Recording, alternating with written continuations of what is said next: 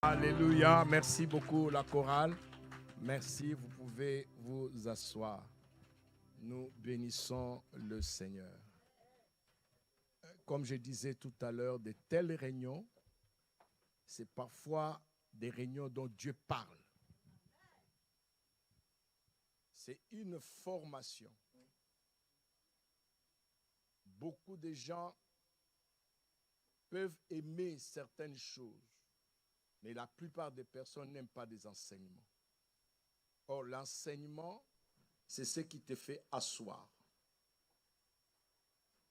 L'ignorance, je répète, l'ignorance n'est pas signe d'innocence.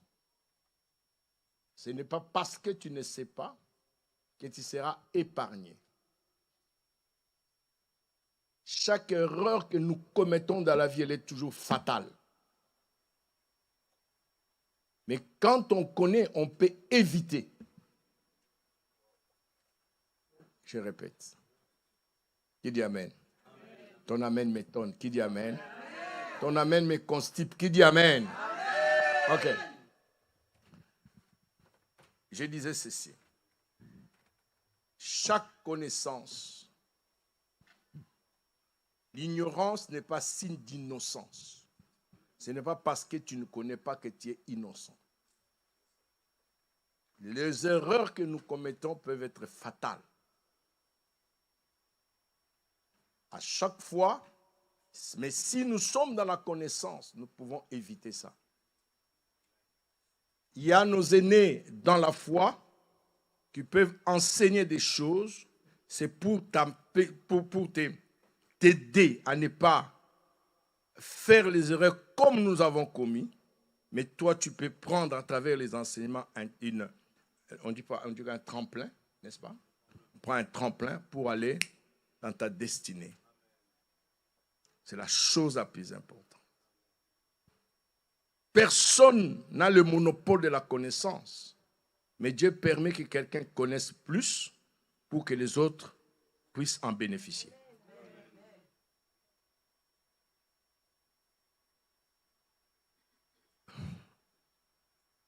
Il y a les ministères dans la vie de tout un chacun. Il y a quelque chose que Dieu a mis. Il y a une potentiel qui est dans le cœur de quelqu'un, une sémence que Dieu a sémée dans le cœur. Mais pour que cette sémence puisse être germée, il faut qu'on l'arrose. Comment est-ce qu'on peut arroser une sémence? C'est par la parole de Dieu. Vous savez, le ministère, il y a quelque chose qui peut faire un tic dans la tête. Paf! Ça débloque la chose. Tu ne connaissais pas. Il y a quelque chose, paf! Tu as une petite connaissance, paf! Ça débloque tout. Tu commences à voir tout clair. C'est parce que tu as laissé tes oreilles écouter quelque chose. Et la Bible dit la foi vient de ce qu'on entend, et ce qu'on entend vient de la parole de Dieu. Ce matin, ce n'est pas ton pasteur qui prêche, mais Dieu a dépêché quelqu'un de loin. Il y a des choses que Dieu va dire, j'avais envoyé.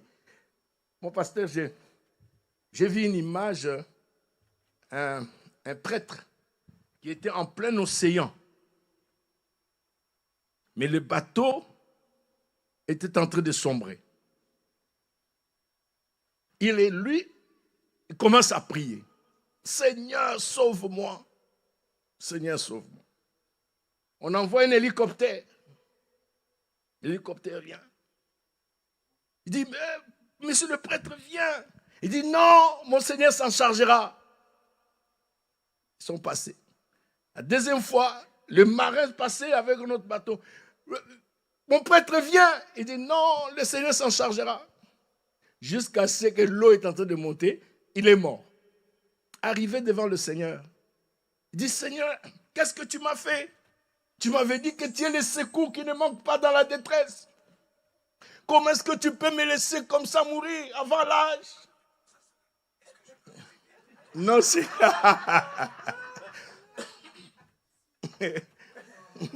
Ça, c'est chéri. Il est songi le chéri. Le Seigneur le regarde, il dit, mon ami, j'ai envoyé 3 secours. Il dit, mais non, c'était que des pompiers et des marins et tout ça. Le Seigneur dit, mais c'était moi. Qui dit amen. Donc nous comprenons que Dieu peut envoyer quelqu'un qui peut faire un déclic dans ta vie. Et si tu saisis l'opportunité, la grâce elle est sur toi. Moi, je ne savais pas que je serais pasteur. Vous voyez comment on évoluait. On n'avait pas, même lui, on n'avait même pas l'idée qu'on peut devenir pasteur. Moi et lui, on vient d'une même école. On ne savait pas qui. On était dans la confusion, on était dans le flou, on ne savait pas dont on était les chrétiens de dimanche. Mais nous, on était mardi, on était là, jeudi, on était là. Ah, mardi, jeudi, on était là. J'habitais Vaugresson, je n'avais pas de voiture. J'ai fini le travail, je commence à courir. Il faut que je sois à l'église le jeudi. Il faut que j'écoute les enseignements. Mardi, je dois être là. Faut que je... Donc, on courait comme des malades. J'arrive comme ça, transpiré. Mais je ne pouvais pas savoir, je ne savais pas que je devais être pasteur. Mais au fur et à mesure, un déclic s'est fait. Il dit amen. Alors ce matin, l'homme de Dieu est là. C'est qu'il a besoin que tu lui prêtes tes oreilles et que tu lui prêtes ton cœur. La sémence, quand elle est bien plantée, elle germe, elle donne des fruits. Pendant ces moments, il y a des expériences qu'il a vécues que moi je n'ai pas vécues. Moi, votre pasteur, je n'ai pas vécu.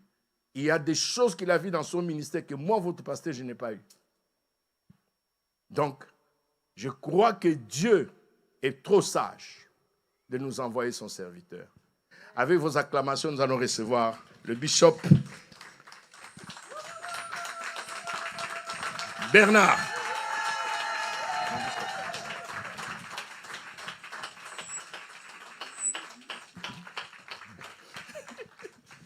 Alléluia. Amen. Vous chantez bien. Si je savais danser. Mais Dieu ne donne pas tout à tout le monde. Je ne sais pas danser. De temps en temps, je sais regarder, je sais apprécier. Et je ne sais pas danser parce que j'étais musicien aussi. Donc, moi, je faisais danser les gens. Je ne sais pas comment on danse. Mais mon oreille était attentive. Quand on joue, quand un son est faux, je m'assois.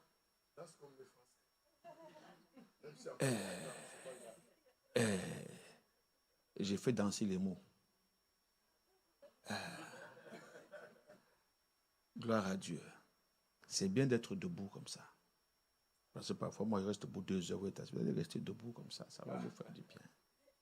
Mais je voudrais qu'on chante un chant. Que vous m'aidiez à chanter un chant. Si les musiciens ne sont pas allés se promener, s'ils sont là. Parce que certaines églises, souvent, les musiciens, quand ils jouent un peu, ils s'en vont faire un tour. Je ne sais pas si ici c'est comme ça aussi. Et les musiciens, parfois, s'en vont faire un tour. Allez chanter. J'ai aimé vos voix, mais je voudrais aussi entendre la voix de mon épouse chanter avec vous. Alléluia.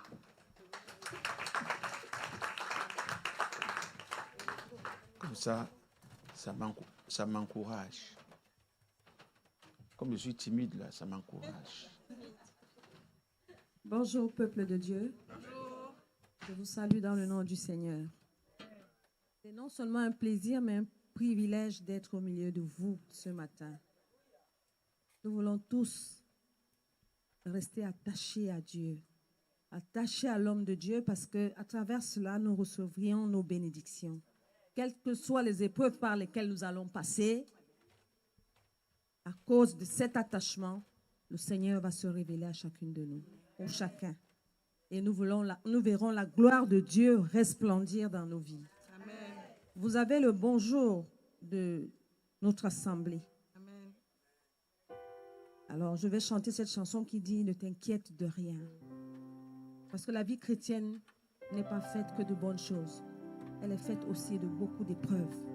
Et si nous ne sommes pas attachés à Dieu, nous allons lâcher. Nous avons besoin tous, que ce soit le peuple, nous, hommes de Dieu, de rester attachés, connectés à l'onction qui vient de Dieu et de l'homme de Dieu. Nous allons chanter, ne t'inquiète de rien. Ne t'inquiète de rien et n'aie aucune crainte. La joie vient le matin, les problèmes ne durent qu'un temps. Car il y a un ami nommé Jésus qui essuiera toutes tes larmes. Et si ton cœur est brisé, lève les mains et déclare: oui, je sais que je réussirai. Oui, je sais, je résisterai. Quel que soit ce qui arrivera, ma vie est dans ses mains. Quel que soit ce qui arrivera, ma vie est dans ses mains. Merci Seigneur. Jésus, je le peux.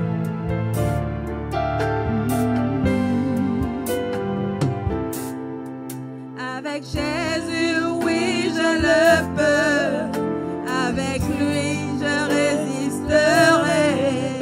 Quel que soit ce qui arrivera, ma vie est dans ses mains. Quel que soit ce qui arrivera, ma vie est dans ses mains. Avec Jésus, oui, je le peux. Avec Jésus, oui, je le peux. Avec lui, je résisterai.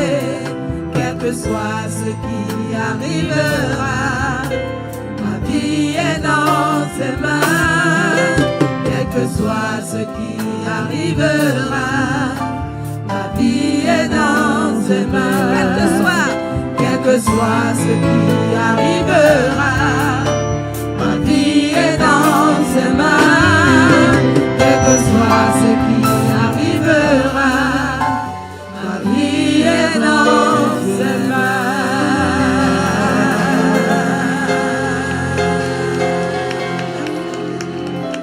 Soyez bénis dans le nom de Jésus. Merci les filles. Merci maman. Que Dieu vous bénisse. Vous pouvez vous asseoir. Ce n'est pas une obligation d'être assis à l'église. On peut rester debout jusqu'à la fin. Mais vous pouvez quand même, si vous aimez vous asseoir, vous asseoir. Merci aux musiciens chrétiens.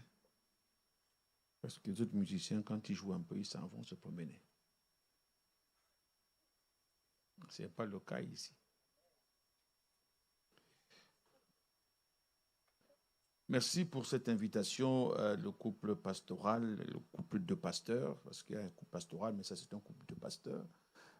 Pasteur Véronique, mon pasteur à moi, et le pasteur Pascal, ce sont...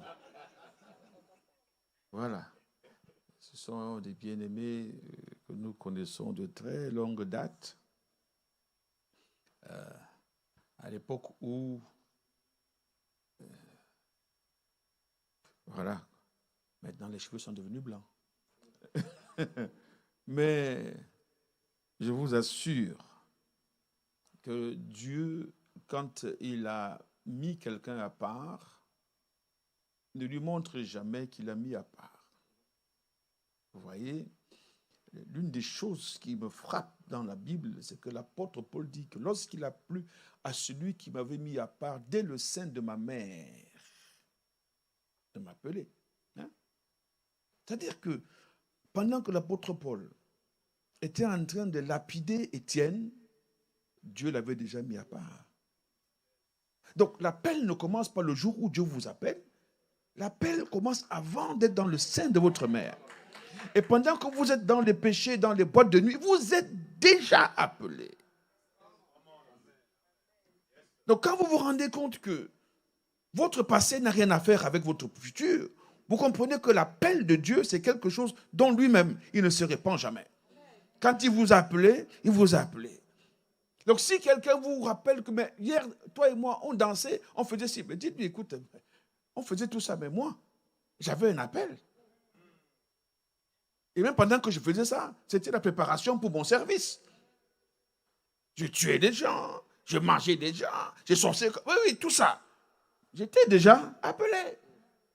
Et c'est pour ça que maintenant, je peux te parler. Quelqu'un m'a dit, mais dans vos églises là, mais on pleure beaucoup dans vos églises. J'ai dit, oui, nous pleurons. Ah bon, toi aussi, j'ai dit oui. Et pourquoi vous pleurez? Nous pleurons pour vos péchés. Nous avons reçu un appel. C'est pour ça que les choses qui hier étaient belles pour nous sont devenues laides d'aujourd'hui. Celles qui étaient considérées sont comme de la boue à cause de cet appel. Donc, merci pour l'appel. Vous avez répondu à l'appel. Merci à mon épouse qui m'a poussé tranquillement, doucement. Hein. Vous savez, moi, je ne suis pas un homme comme poussé comme ça. Quand j'ai cru mes camarades à la fois se sont demandé si je suis devenu fou. Toi, qui es cartésien comme ça, tu pries aussi Dieu. Frère, il y a une différence entre ce qui est spirituel et ce qui est intellectuel. Qu'est-ce que vous ne comprenez pas là-dedans? Ce n'est pas la même chose. Ah. Donc, ce matin, préparez-vous, hein, parce que je vais durer au moins 2 heures.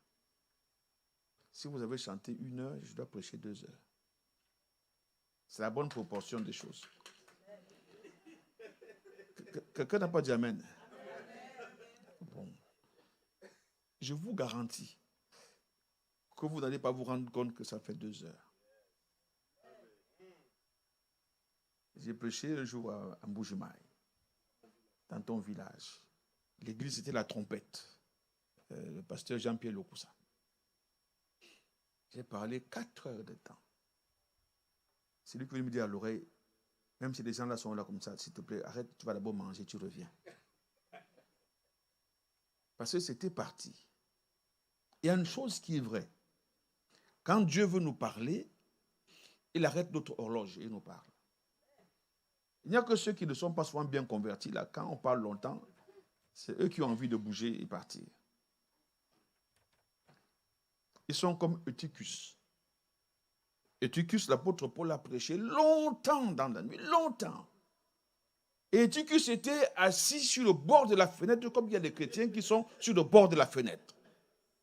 Et ils ont sommeil. Et vous savez, quand vous êtes un chrétien qui est à la fenêtre, de temps en temps, vous faites comme ça, vous êtes dedans. De temps en temps, vous faites comme ça, vous êtes dehors. Et lorsque vous ne savez pas si vous êtes dedans ou dehors, à un moment donné, vous allez être vraiment dehors. Et il est tombé de l'étage, il est mort. Dans la Bible, là, l'apôtre Paul descend, il dit, garçon, comment tu veux troubler mon culte comme ça? Bon, au nom de Jésus. Et puis il est remonté. Il a dit, mais qu'est-ce qu'il a dit? Non, il est vivant. Allons continuer la prédication. Il a continué la prédication.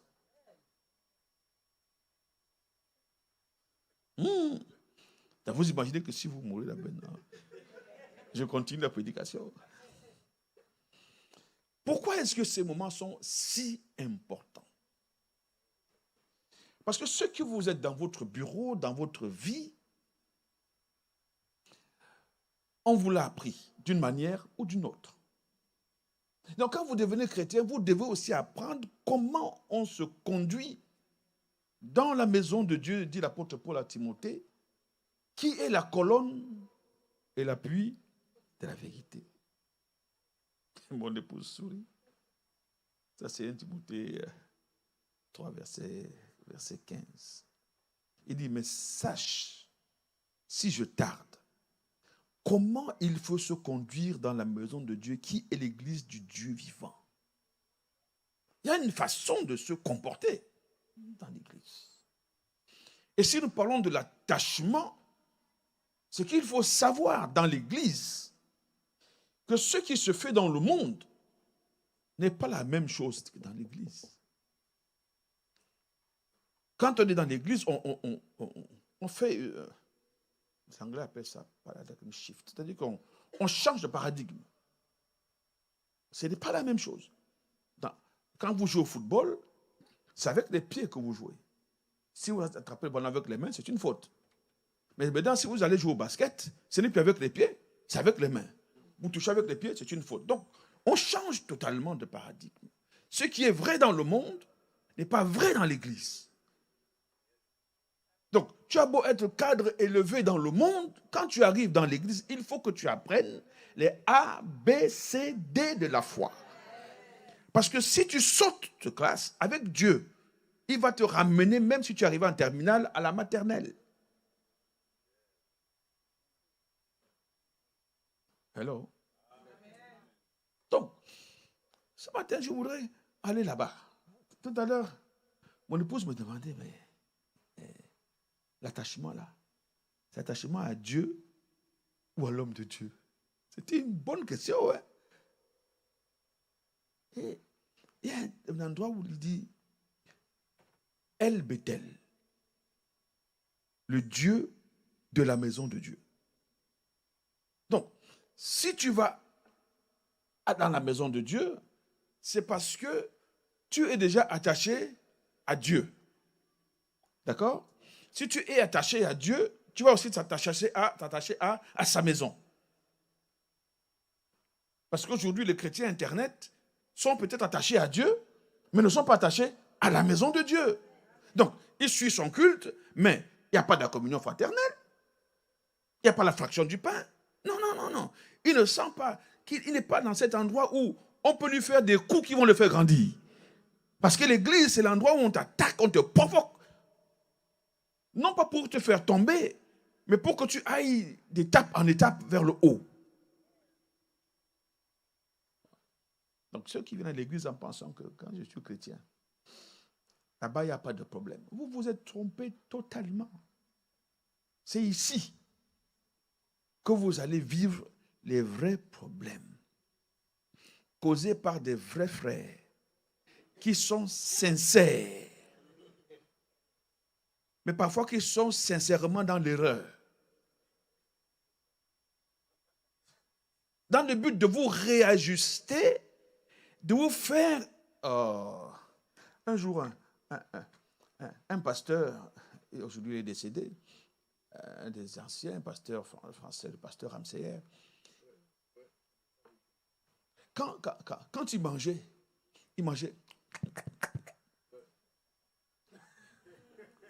Et une pastorale, il dit à un frère, allons manger. Le frère dit non, j'ai pas faim. Il dit, frère, même si tu n'as pas faim, allons, tu vas m'écouter manger. C'est-à-dire que tu vas apprendre la patience à travers mes défauts. Et ça, c'est vrai dans l'église. Et c'est aussi vrai dans le mariage. C'est aussi vrai à travers les enfants que Dieu vous donne. Il vous donne des enfants qui font ce que vous n'aimez pas. Vous voyez? En réalité, il prend une chose que vous n'aimez pas et il la met dans quelqu'un que vous aimez. Pour vous apprendre à faire la différence entre la chose qui est faite et la personne qui fait la chose. Donc, si vous êtes capable de supporter un enfant pareil, vous devez être capable de supporter un frère en Christ pareil. Bon, je ne sais même pas pourquoi je vous dis ça, mais ce n'est même pas mon style. Mais, si je vous suis, vous allez m'amener loin. Ce matin, j'ai juste 2-3 versets avec vous. Frère, que Dieu nous fasse grâce ce matin, qu'on se comprenne totalement. 2 Timothée, chapitre 4, à partir du verset 9.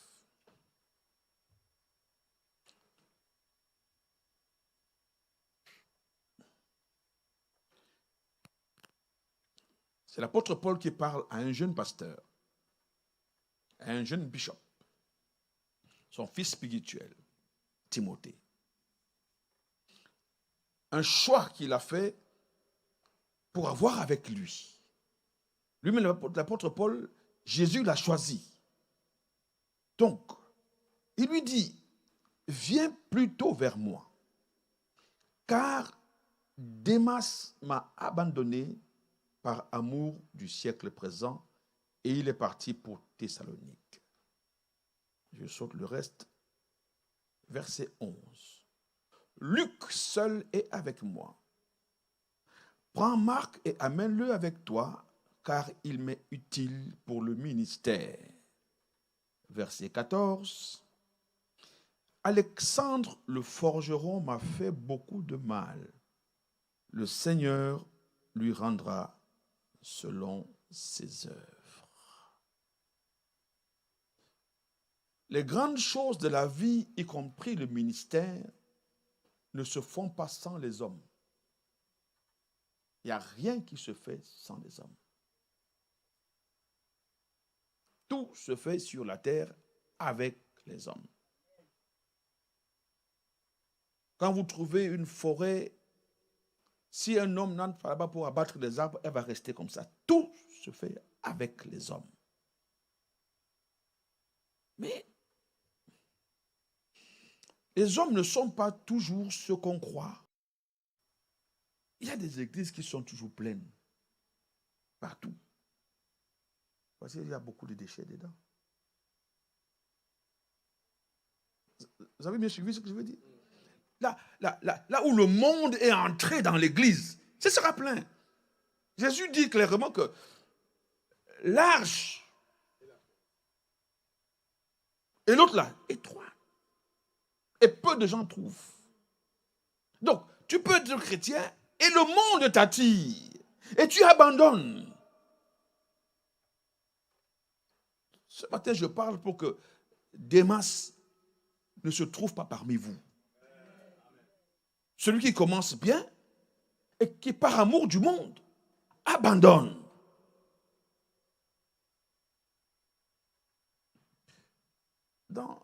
Dans la Bible, vous connaissez l'histoire de Joseph en prison. Regardez un peu. Qu'est-ce qui amène Joseph en prison? C'est le fait qu'une femme le tente. Parce que tout ça, c'est l'amour du monde. Hein. Une femme le tente et qu'il dise que c'est vrai que tu es belle. C'est vrai même que tu me plais. C'est vrai que ce que tu demandes là même, j'aimerais le faire, mais je préfère Dieu à toi. Et pour ça, elle fait un faux témoignage. Vous m'écoutez bien. Si vous êtes chrétien, on ne dira pas toujours ce qui est juste sur vous. Il y aura des tas de mensonges sur vous.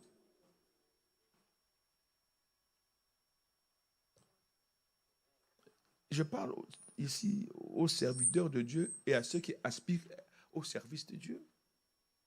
On va dire de vous des choses invérifiables. Je dis bien invérifiables. Pourvu que vous soyez calomniés, c'est tout. Et ça conduit Joseph en prison.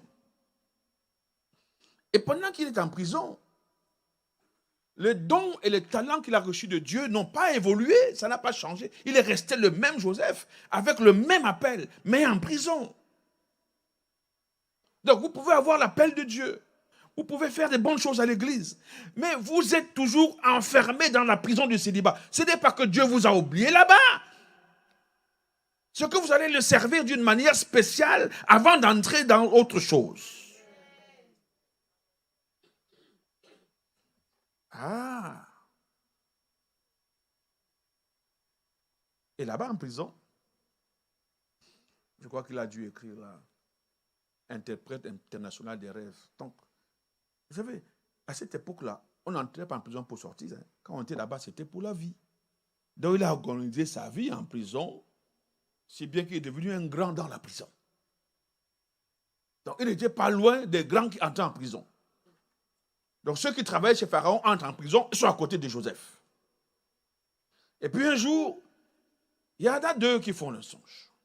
Il y a un panetier, celui qui tient le pain du roi. C'est-à-dire qu'il est le moins exposé au poison. Il y a les chansons, celui qui goûte le vin du roi. C'est-à-dire que son poste là est un poste dangereux. Parce que si on va empoisonner le roi, c'est lui qui goûte, il meurt avant. Alors, les chansons font un songe.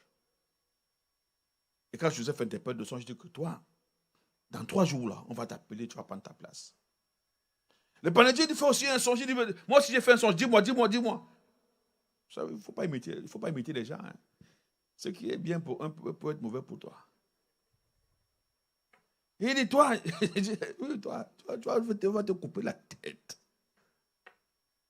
Voyez, si je pense ça, c'est pour vous dire qu'en réalité, il y a des gens auxquels vous ne devez pas vous attacher. Le pain, c'est un aliment qui, au contact de l'humidité ou de la chaleur, n'est plus mangeable. Il ne dure pas longtemps. Donc, si vous vous attachez à des gens qui, lorsque vous êtes dans des situations de chaleur, vous laissent tomber, ça c'est votre problème. Parce que moi je connais des gens, dès qu'on dit du mal de vous, ils se retirent. Dès que l'église fait comme ça, ils s'en vont. Ça, ce n'est pas des gens auxquels il faut s'attacher. On lui a coupé la tête. Vous-même aussi, spirituellement, coupez la tête à ce genre de personnes. Coupez, ce n'est pas de bonnes relations. Séparez-vous de cela. Moi, je sais que les chrétiens, dans la francophonie, vous avez une démangeaison de pardonner les choses qu'il ne faut pas pardonner. Le pardon est quelque chose qui est pédagogique. Quand on pardonne, il faut que ça s'arrête. Vous comprenez? Nous devons toujours pardonner. Mais si je pardonne et tu continues, je pardonne, mais je me retire du faire avec toi. Je suis avec toi, mais je ne fais plus avec toi. C'est clair ou c'est pas clair? Il ne faut pas, vraiment, oh, ce qu'il m'a fait là, je pardonne. Et vous continuez la vie comme ça. Et il te fait chaque fois, je pardonne. Ce n'est pas un pardon, c'est une faiblesse. Quand tu as pardonné, ne fais plus. Retire-toi. Que le pardon demeure, mais ne fais plus pour que demain je pardonne, après demain je pardonne. Non, ce n'est pas comme cela. Ça doit être pédagogique. Est-ce que vous suivez bien? Pédagogique. Pour ne pas avoir tout le temps à rentrer dans les mêmes choses, parfois il ne faut plus faire avec la même personne. Mais l'autre, c'était la dimension du vin. Le vin, plus il dure, plus il est bon. Quel que soit l'espace où il est bon. Il y a des gens comme ça qui ne seront pas des masses. Ils seront comme le vin. Ils vont non seulement vous accompagner, mais vous donner la joie. Sachez détecter lequel est Démas et lequel donne la joie.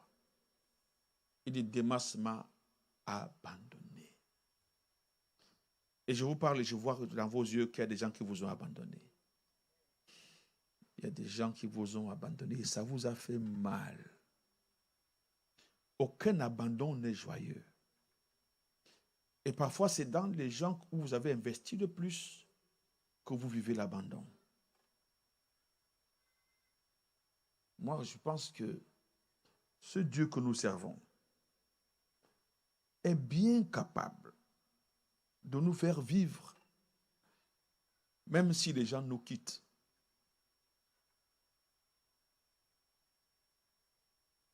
Un jour, une dame est venue me voir, elle m'a dit, papa, tu vois, il est venu chez nous. Il a vu mes parents. Il a fait les promesses. Maintenant, me voici encore seul. Qu'est-ce que je vais devenir? Et moi, quand je conseille les gens, je ne parle pas plus de 10 minutes. Je n'aime pas trop parler. Sauf quand je prêche. Je lui dis, ma fille, c'est toi qui es le vrai problème. Si une porte est fermée et une autre porte est ouverte, tu ne verras jamais la porte ouverte tant que tu es en train de regarder la porte qui est fermée.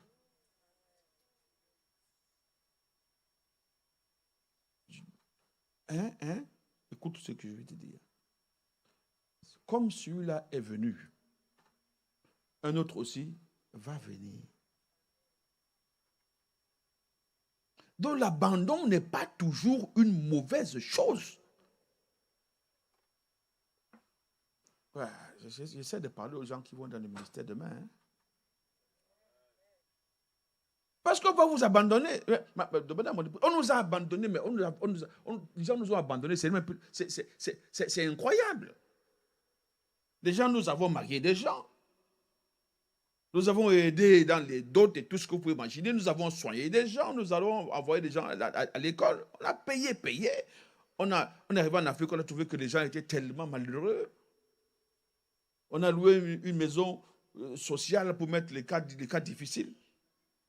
Mais aujourd'hui, là, il n'y a personne avec nous de tout cela. Hein. Ils nous ont abandonnés. Mais ils n'ont pas changé notre nature.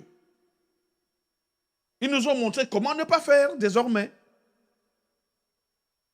Donc si Démas t'a abandonné, c'était l'école. Tu as appris. D'accord? Démas m'a abandonné. Pasteur, il n'y a pas de ministère sans Démas. Vous qui êtes dans des couples, dans les maisons là, il n'y a pas de vie sans Démas. Il y aura toujours Démas. Et le Démas dont je vous parle là, c'était un docteur de la loi, un prédicateur exceptionnel. Mais pour peut-être des offrandes et tout ça, il a laissé l'apôtre Paul tomber.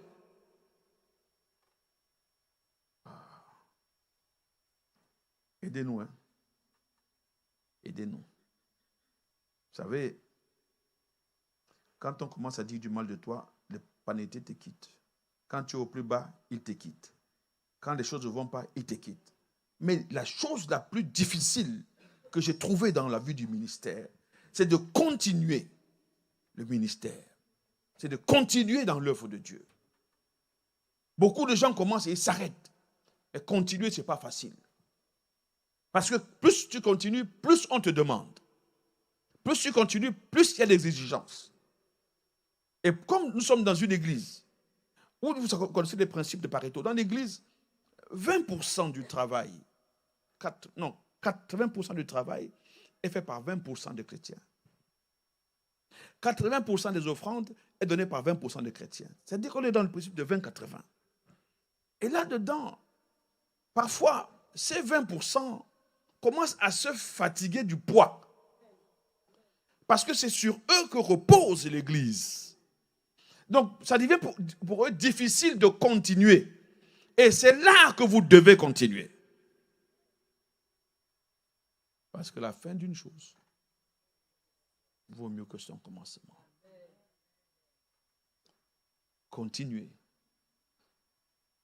Élie marche avec Élisée dans 2 Rois là-bas. Pendant qu'il continue de marcher, je crois que c'était à 2 Rois 2, verset 11.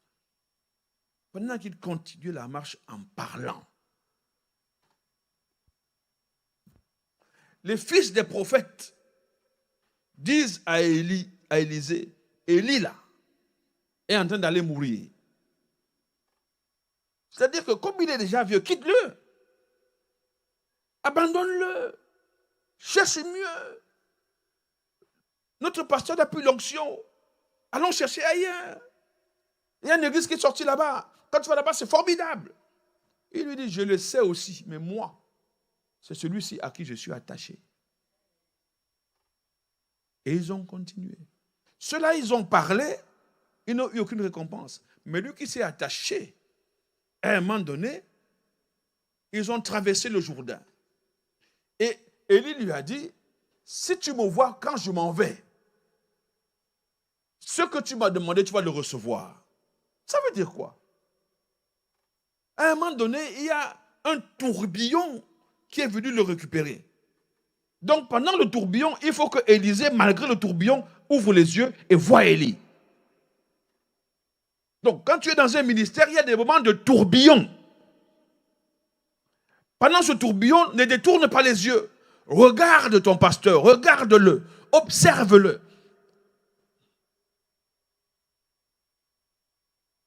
Vous avez sommeil. Vous voulez un café? Observe-le. Il dit, un char de feu est venu l'enlever. Il regardait toujours. Parce qu'il y a des moments où le ministère est chaud. C'est chaud. Les finances, ça chauffe. Les mauvaises paroles, ça chauffe. Mais pendant que ça chauffe, observe-le. S'il tient dans la foi, imite-le. À ce moment-là, quand il est monté, ce n'était pas Démas, il n'a pas abandonné. Il n'a pas abandonné. Pendant qu'il monte, il dit, mon Père, mon Père. C'est-à-dire en réalité que pour recevoir quelque chose de l'homme de Dieu que Dieu a placé devant toi, dans cet attachement-là, il faut qu'il arrête d'être ton pasteur seulement. Il faut qu'il devienne ton père. On ne ment pas à son père. On dit la vérité à son père. Il y a des choses que tu ne dois même pas dire à tes frères, parce que les frères, parfois, c'est des concurrents. Mais les choses que tu dois dire à ton père. Parce que ton père, lui, son problème, c'est que tu le dépasses. Alors que ton frère, son problème, c'est qu'il te dépasse. Qu'est-ce que vous croyez? Personne n'aimerait que le fils de son frère dépasse son fils. Mais c'est comme ça que ça se passe dans la vie. Ton père. La Bible dit que les fils autour de la table sont comme des flèches. Non? Et la flèche, c'est quoi? Un chasseur prend la flèche. Il se tient quelque part et il lance la flèche. Ça veut dire que la flèche commence sa course là où le chasseur s'est arrêté. Et les fils commencent leur course là où le père s'est arrêté. Ah. Et la flèche, elle est guidée. Elle est plus précise que les pas du chasseur.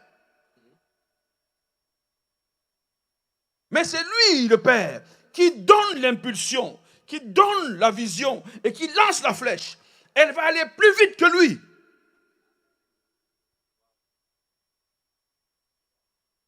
Oh.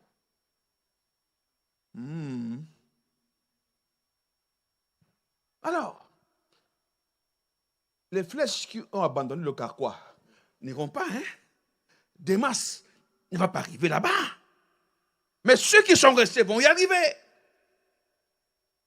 Et je prie Dieu pour que vous continuez. Lorsqu'il a dit, mon père, le manteau est tombé. Oh! Homme de Dieu. Vous qui m'écoutez là, vous devez savoir, c'est le temps qui manque, donc je mélange tout comme ça rapidement. Il y a 3 manteaux. Le premier manteau là, Élie a lancé son manteau à Élisée dans le champ, pendant qu'Élisée était en train de travailler.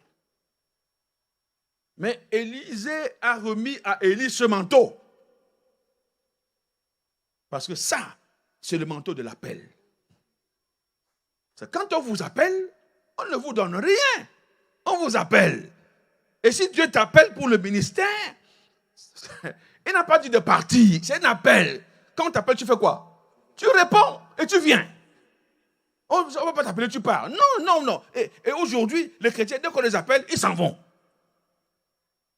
Quand on t'appelle, tu fais quoi? Tu viens d'abord, tu viens.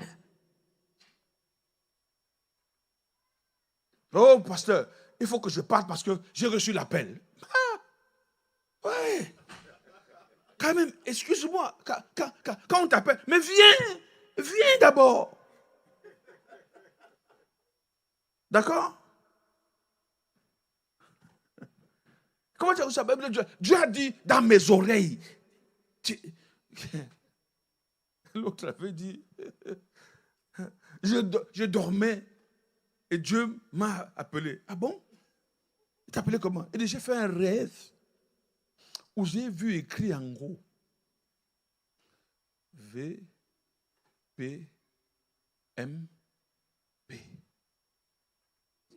C'est quoi? Va prêcher ma parole.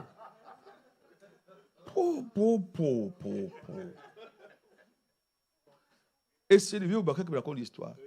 Il me dit, je lui ai dit, mon fils, c'est pas ça, tu n'as pas bien compris. Il a écrit, va planter mon plantain. C'est-à-dire en anglais que toi tu crois que c'était la parole à prêcher? Non, c'était aller cultiver un champ. Parce que si l'appel vient rencontrer dans ta vie l'envie de servir Dieu, ce n'est pas l'appel. L'appel doit tomber sur toi comme quelque chose qui t'énerve.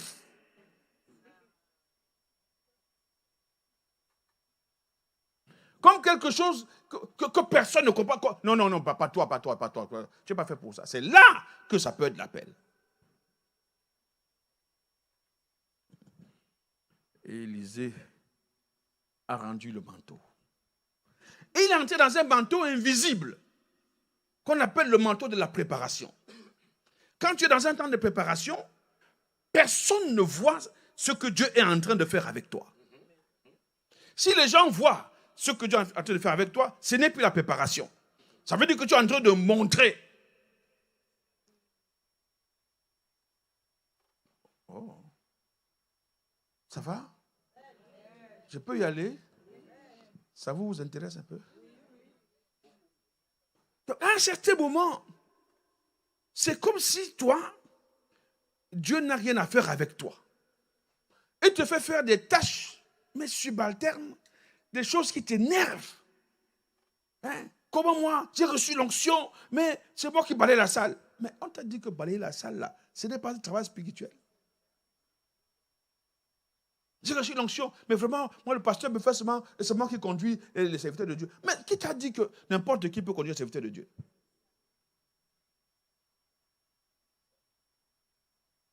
Ah, vraiment, le jour où papa va me donner le micro pour prêcher, les gens vont me voir.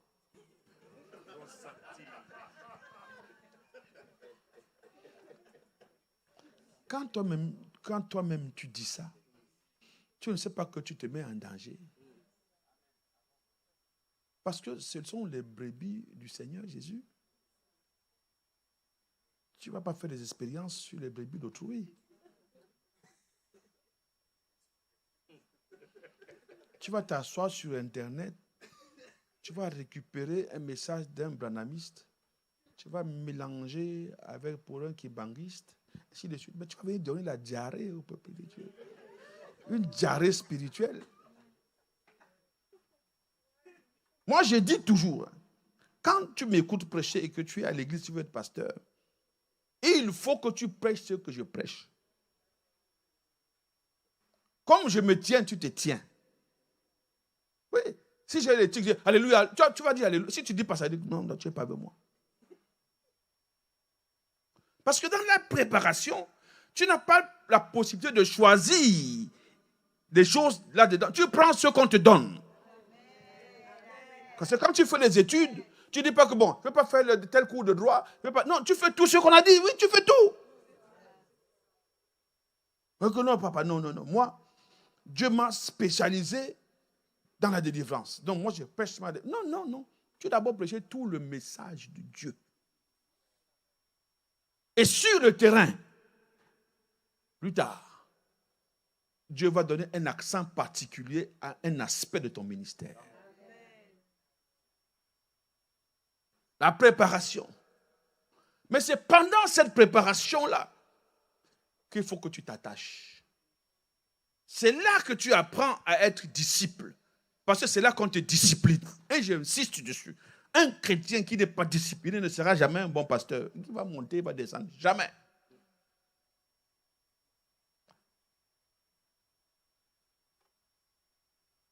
Mon fils, pourquoi tu me regardes comme ça? Tu me vois bien?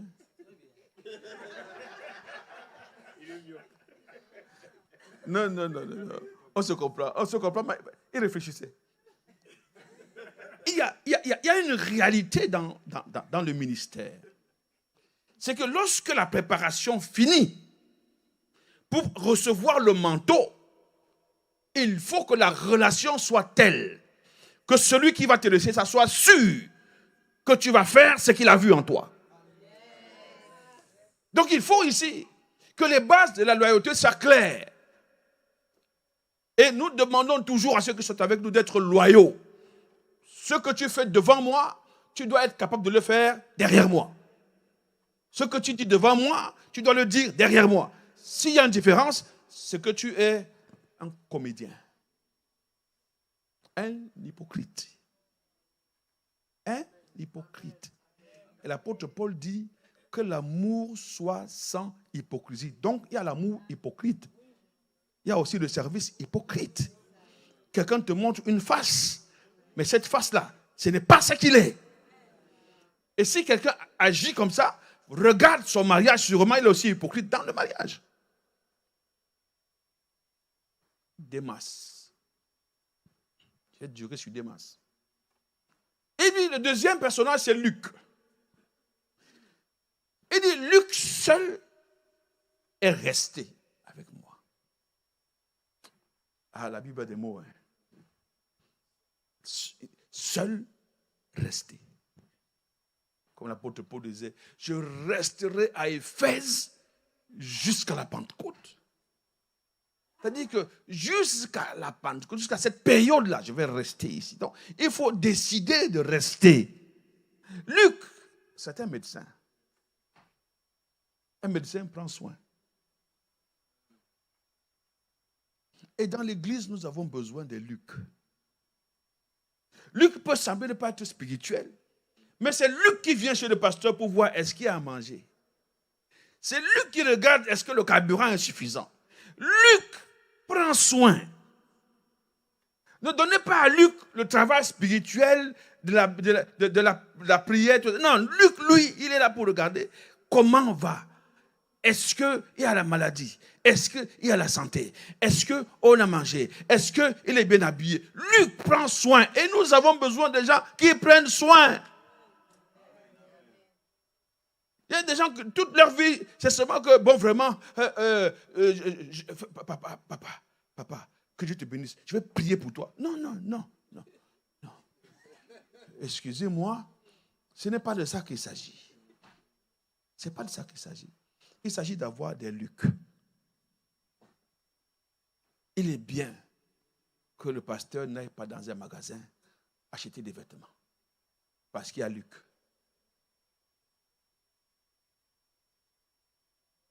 Ah, tu es la dire comme ça. Quelqu'un doit dire des choses comme ça. Je n'entends pas bien. Amen. Voilà. Et ce n'est pas pour rien que c'est Luc. Parce que parfois les femmes ont un peu le cœur de Luc, mais les hommes n'ont pas trop le cœur de Luc. Les hommes n'ont pas trop le cœur de Luc. Les hommes, leur histoire, c'est qu'ils pensent que la foi, là, c'est seulement qu'on doit dire Alléluia. Non. L'attachement à l'homme de Dieu, c'est prendre soin de lui. Ça veut dire, si je suis debout devant vous, je parle. C'est parce que j'ai mangé, c'est parce que j'ai bu, parce que je me soigne, c'est parce qu'il y a Luc quelque part. Mais si c'est ma femme qui devient Luc, alors moi je vais faire comment?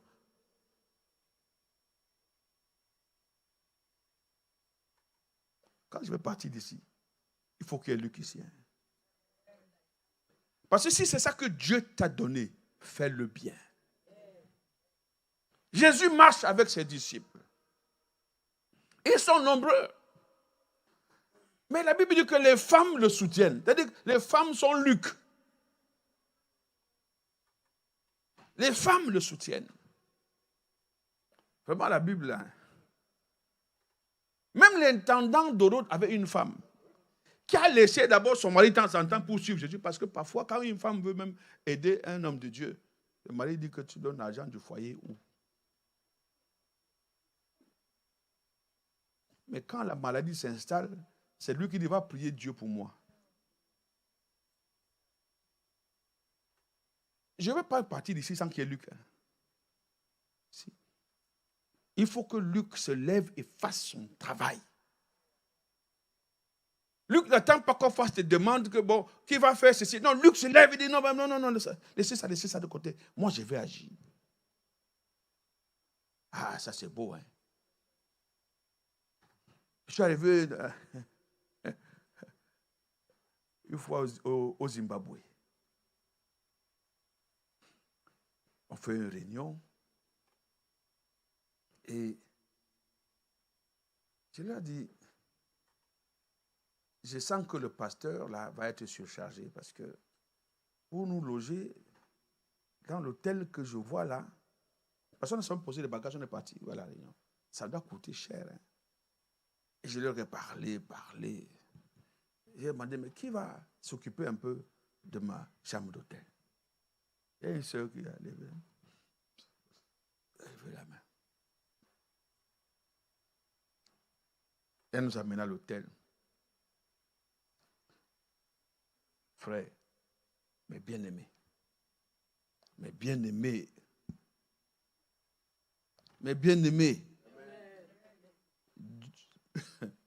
quand Pierre a demandé à Jésus, nous on a tout laissé. On te suit depuis. On s'en va là-bas, on fait les campagnes d'évangélisation, les gens ont cru, les malades guéris, tout ça. Mais nous là, pour nous là, nous on va manger quand?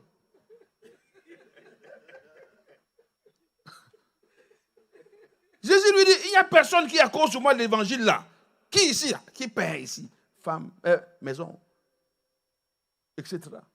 Qui ne va pas récupérer ça au centuple? Ici. Je n'ai pas dit le ciel, laissez le ciel là-bas, on a le temps. Ici. Mais avec des tribulations, c'est-à-dire que, homme de Dieu, si Luc t'aide, Luc là, il peut savoir la mauvaise bouche, mais il faut accepter l'aide.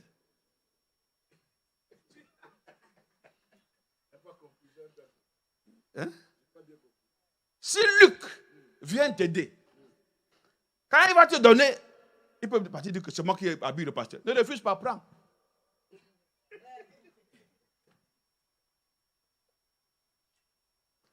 Donc la dame nous a bénis dans un hôtel. Quand je me suis couché dans le lit, c'était un matelas qui avait les bulles, l'eau. Ça faisait blop, blop. J'ai regardé le lit. Je me suis regardé. J'ai appelé un collègue, il était dans une chambre là-bas. J'avais baignoire, jacuzzi. J'appelle, allô?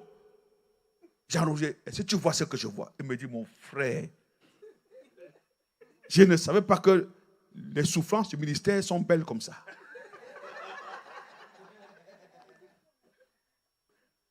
Mais pourquoi est-ce qu'on pouvait dire à Dieu, alléluia? Parce qu'il y avait Luc dans une église qui s'est dit que ces hommes-ci qui parlent de la part de Dieu, de temps en temps, moi aussi, ce que j'ai, je dois leur donner.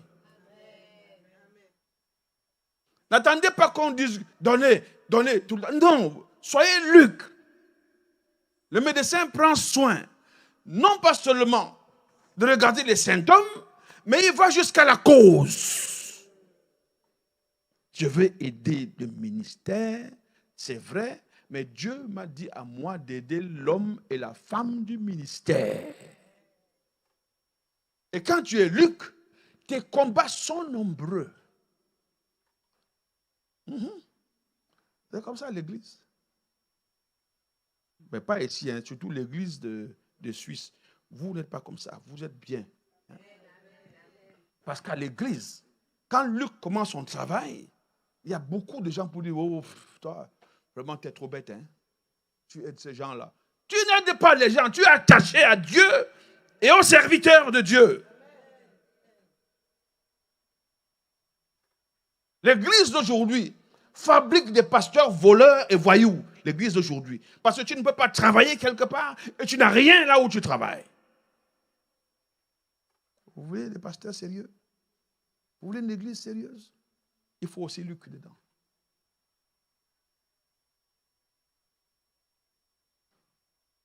Pourquoi vous ne dites pas Amen? Pourquoi vous faites comme si vous n'êtes pas d'accord? Vous n'êtes pas d'accord? Maman, tu n'es pas Luc. Quand je te vois, tu dois être Luc. Il faut être Luc. Pour rester Luc, il faut faire comme le médecin. Le médecin, avec son patient, n'aime pas que notre médecin vienne l'examiner. Ne demande pas les conseils. Ce qu'il a fait, il fait.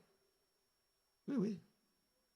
Après, maintenant, si le patient a mal à la dent, il dit, va voir le dentiste. Comme ça, tu peux avoir plusieurs Lucs dans l'église parce que chacun a une partie qu'il va traiter dans ta vie.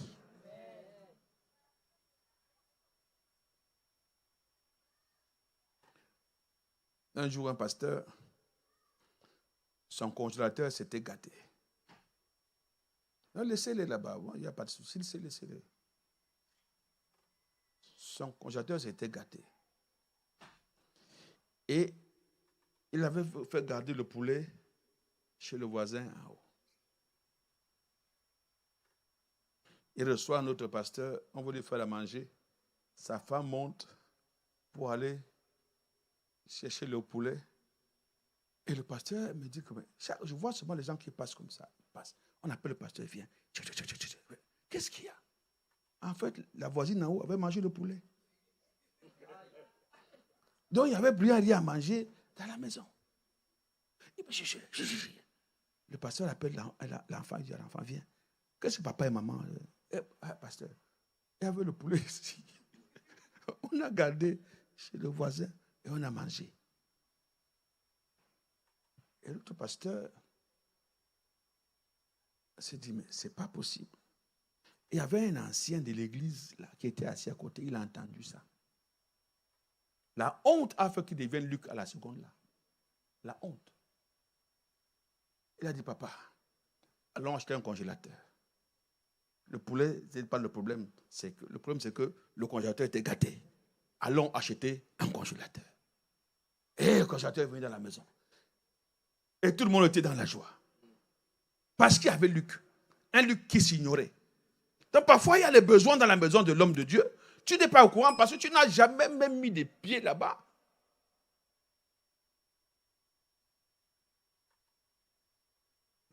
Je n'ai pas peur de vos yeux. Pas peur de vos yeux. Il faut savoir qu'est-ce que je peux faire. Il ne faut pas demander, maman, qu'est-ce que je peux faire pour toi? Non. Pendant que tu es en train de faire les courses pour ta maison, tu pousses les caddies, tout ça. Il entend pas bon. C'est qui? Maman, c'est moi. On va se mettre les caddies qui entre vous. Luc a fait son travail. Il ne faut pas que ça vous gêne. Hein. Moi, je fais ce que Dieu me dit de faire. Il faut Luc ici. Qui sent qu'il faut Luc ici? Non, je ne veux pas, lève la main, je vois ta main en haut. Voilà, c'est ça. Nous sommes ensemble. Une église où il n'y a pas Luc engendre des frustrations même que vous ne connaissez pas. Un jour, j'entends un pasteur prêcher, je sens que le pasteur, ce n'est pas Luc. Il grondait les fidèles, il sent qu'il est frustré. Il est frustré quelque part. Il doit être affamé. Il n'y a pas Luc. Il n'arrivait pas à ce niveau-là. Vous me suivez? Il n'arrivait pas à ce niveau. Le troisième personnage, c'est Marc. Marc, encore appelé Jean-Marc.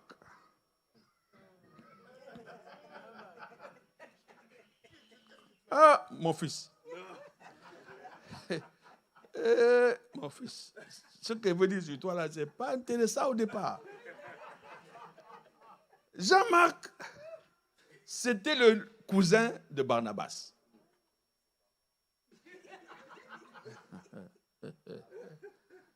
Donc, Paul et Barnabas s'en vont en mission. Et Jean-Marc dit, comme c'est le voyage, moi aussi je vais aller.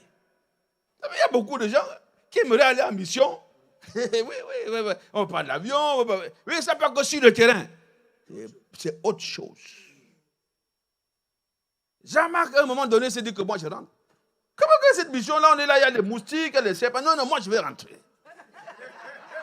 Je pensais que c'était le tourisme, moi, je vais rentrer. Il y a des gens comme ça. Hein? Quand il vient dans le ministère, il pense que ce sera facile, on va m'acclamer, on va m'applaudir. Si c'est comme ça, non, moi je veux pas. Mais qu'est-ce qui se passe? C'est toi?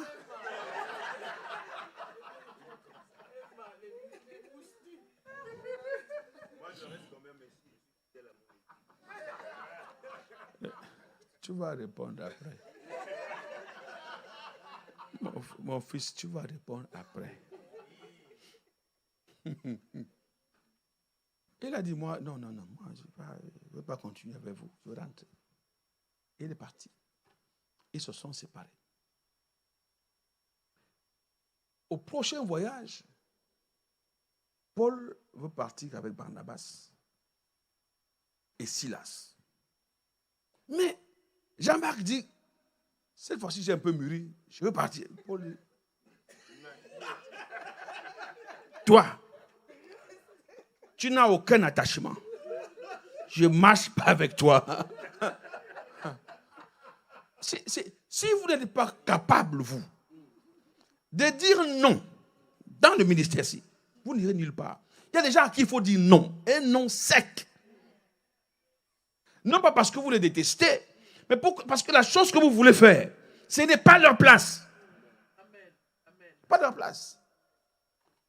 Le ministère, ce n'est pas un endroit où on s'amuse. C'est compliqué. C'est l'œuvre de Dieu. Donc vous qui m'écoutez là, si vous avez fait le pas, nous ne sommes pas venus vous chercher, c'est vous.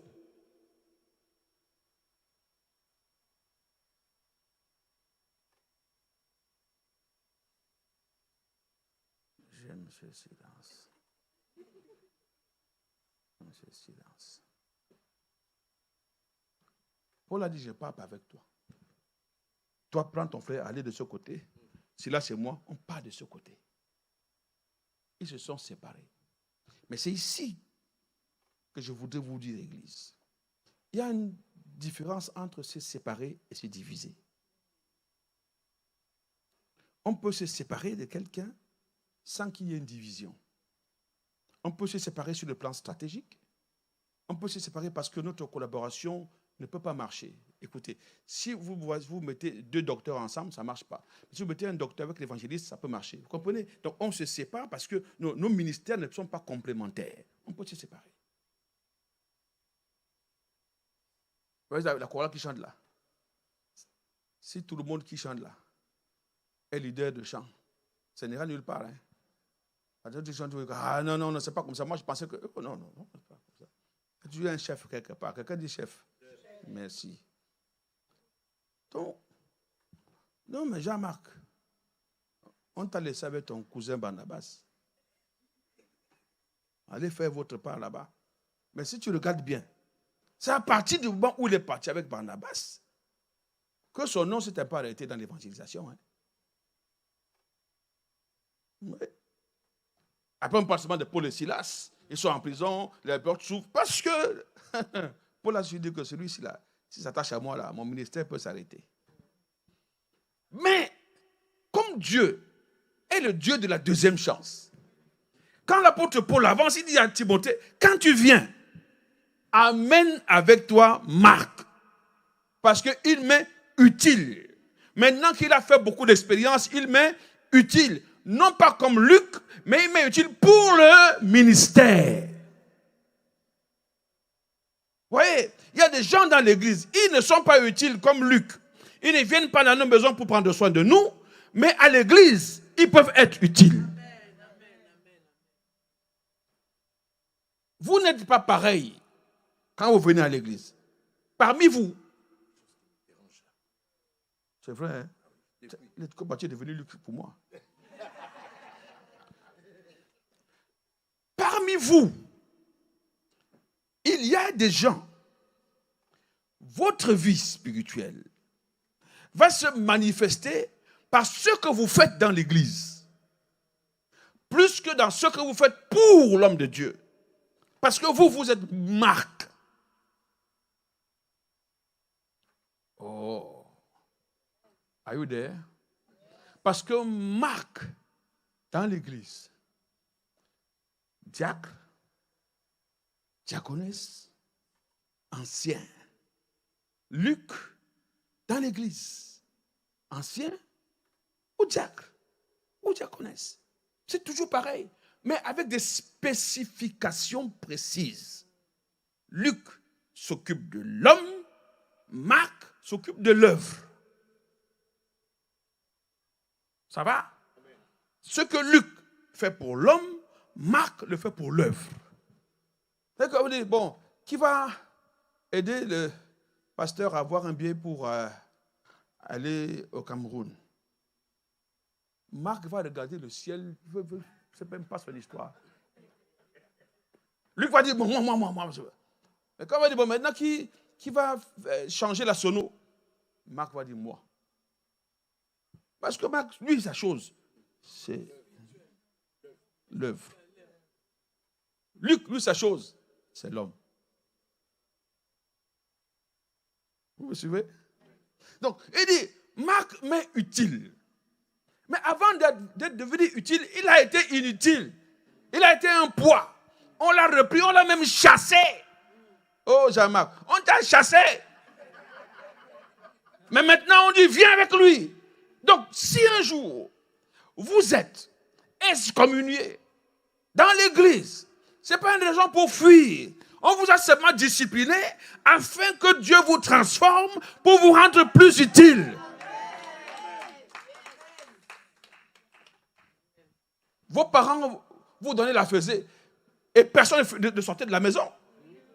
Pourquoi quand on est dans l'église, on vous donne la fessée, moi je change d'église de toute façon, hein, pourquoi c'est à moi qu'on fait ça, hein? Pourtant l'autre a fait ça, on ne lui a rien fait. Écoutez-moi bien. Celui qui juge est celui qui a toutes les cartes en main.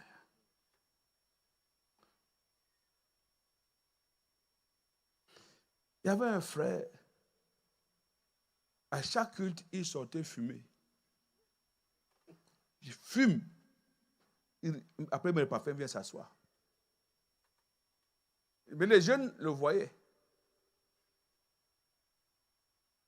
Et un jour, un autre frère a fait la même chose. Et le frère qui a fait ça, on l'a enlevé de la communion, on a dit que tu ne prends pas la Sainte Seine, parce que tu fumes. Il dit, mais pourquoi l'autre? On lui a dit que frère, l'autre là que tu vois là, avant, il fumait le shit, le crack, la cocaïne. S'il est arrivé à ce niveau, c'est mon frère. Encourageons-le. Je ne sais pas si vous comprenez ce que je suis en train de dire. Avant de juger une situation, il faut posséder toutes les cartes en main. Et ça parfois, ça dérange l'Église. Les gens parlent de choses qu'ils ne comprennent pas, qu'ils ne connaissent pas. Pasteur, vraiment. Donc, toi, tu te vois là, tu es quand même un pasteur qui... Tu as des partis pris, hein? Tu as des penchants pour certains. Toi, ce n'est pas normal ce que tu fais. Celui-là, quand il fait ça, tu ne dis rien. Quand c'est moi, vous êtes différents. Si tu es Marc, on ne va pas te permettre qu'on te tolère la moindre faute parce que tu es déjà Marc. Ah oui. Les nouveaux convertis, là, on va laisser. Moi, parfois, on a des filles à l'église, elles sont enceintes. Hein? Tu la vois, elles viennent pour se vendre. Tout le monde s'attend à ce que le pasteur dit qu'à partir de maintenant, là, toi là, viens ici. Je dis non. Et d'abord, elle n'a pas compris même la foi. Elle n'en sait rien. Elle est là comme ça. C'est une accompagnatrice. Alléluia. Mais vous, si quelqu'un est enceinte parmi vous, vous êtes excommunié. Il ne faut pas suivre l'œuvre de Dieu. Alléluia. Amen. Parce que quand il n'est pas comme ça, les frères sont contents. Hein. Parce que tu vas voir un frère enceinte. Mais ce qu'il fait... Bon, bref. Jean-Marc m'est utile pour le ministère. Et quand tu es utile pour le ministère, ce n'est pas toi qui choisis ce que tu fais dans le ministère. On te dit fais ça et tu fais. Ah, pourquoi vous aimez choisir comme ça? Vraiment, moi je ne sais pas. Hein. Moi j'aime seulement quand on me donne l'intercession. Et tu entends les bêtises que les frères disent à l'intention. Les bêtises. Mais vraiment, moi, je me lève. J'entre dans le camp de l'ennemi. Je prends les petits et les grands javelots. Je dis, mais qui prie comme ça? C'est quoi cette histoire? Hein? Qu'est-ce qui vous arrive? Les mots que le pasteur n'a jamais utilisés, on ne sait pas d'où vous les prenez. Vous ressemblez à qui? Écoutez, Dieu donne des ministères, ces 5 ministères dont, hein, pour votre édification, en vue de l'œuvre du ministère. Suivez bien, le ministère qu'il a, quand il vous équipe, vous, c'est pour que vous accomplissiez son ministère. Vous comprenez ce que ça veut dire? Ça veut dire que ce que Dieu lui a donné, il le met en chacun de vous pour que tout ça réuni fasse son ministère. Mais si, quand il vous donne la parole, vous faites des ministères que vous avez vus sur Facebook, ce n'est plus son ministère.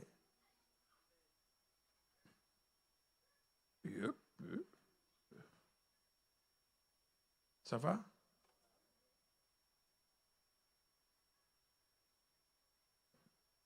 Jean-Marc m'est utile. Tu as vu maintenant à la fin, tu es content? Alors, tu es utile maintenant. Tu es content, mon fils? Jean-Marc est utile. Parce que Jean-Marc est passé par des moments de séparation, des moments de difficulté, des moments où lui-même il était découragé.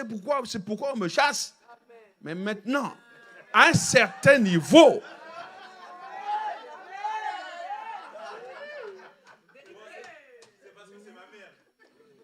bon, à partir de maintenant, tu ne parles plus. Tu commences à me gêner. Donc, à un certain niveau, celui qui est à la tête du ministère dit que tu es utile.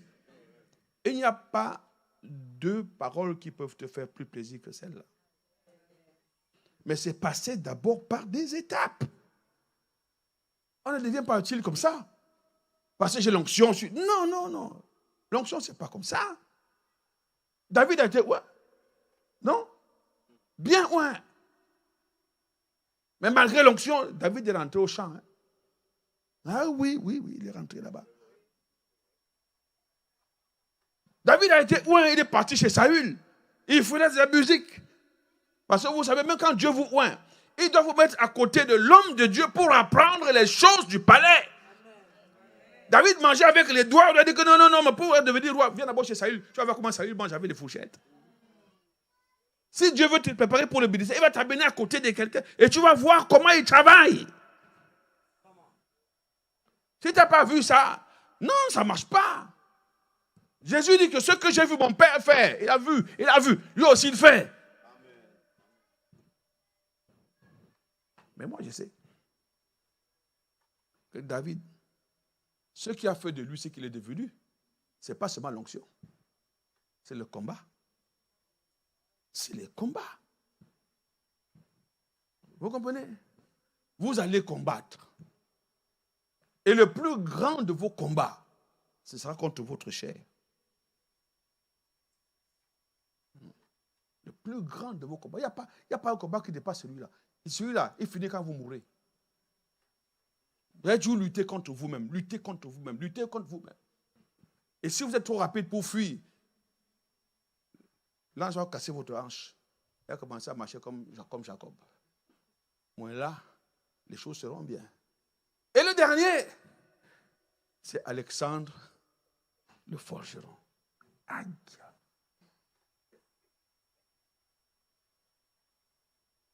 L'apôtre Paul dit, il m'a fait beaucoup de mal. Et c'est l'une des choses que j'ai retenues dans le ministère. Les gens font beaucoup de mal. Dieu nous a seulement créés solides. Mais nous avons eu vraiment du mal. Beaucoup de mal. Et le mal,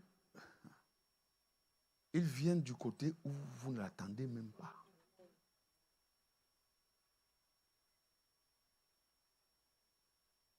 il m'a fait beaucoup de mal. Vous voyez, Alexandre, c'était un forgeron. Le forgeron utilise le marteau. C'est-à-dire que la Bible dit que la parole de Dieu, c'est comme un marteau. Donc, Alexandre fabrique des paroles contre vous. Il vous tape dans votre vie. Il s'oppose à votre ministère. Quand vous prêchez ici, il s'en va au quartier là-bas. Il prêche le contraire. Il entre dans les maisons. Il séduit les gens. Alexandre, forgeron. Dans Ésaïe 54, il est écrit que toute arme forgée. Vous savez que quand Jésus a chassé Satan du ciel,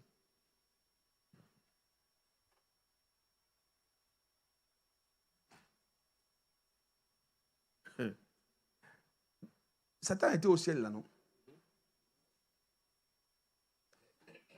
Il est parti avec un tiers de l'église de Dieu.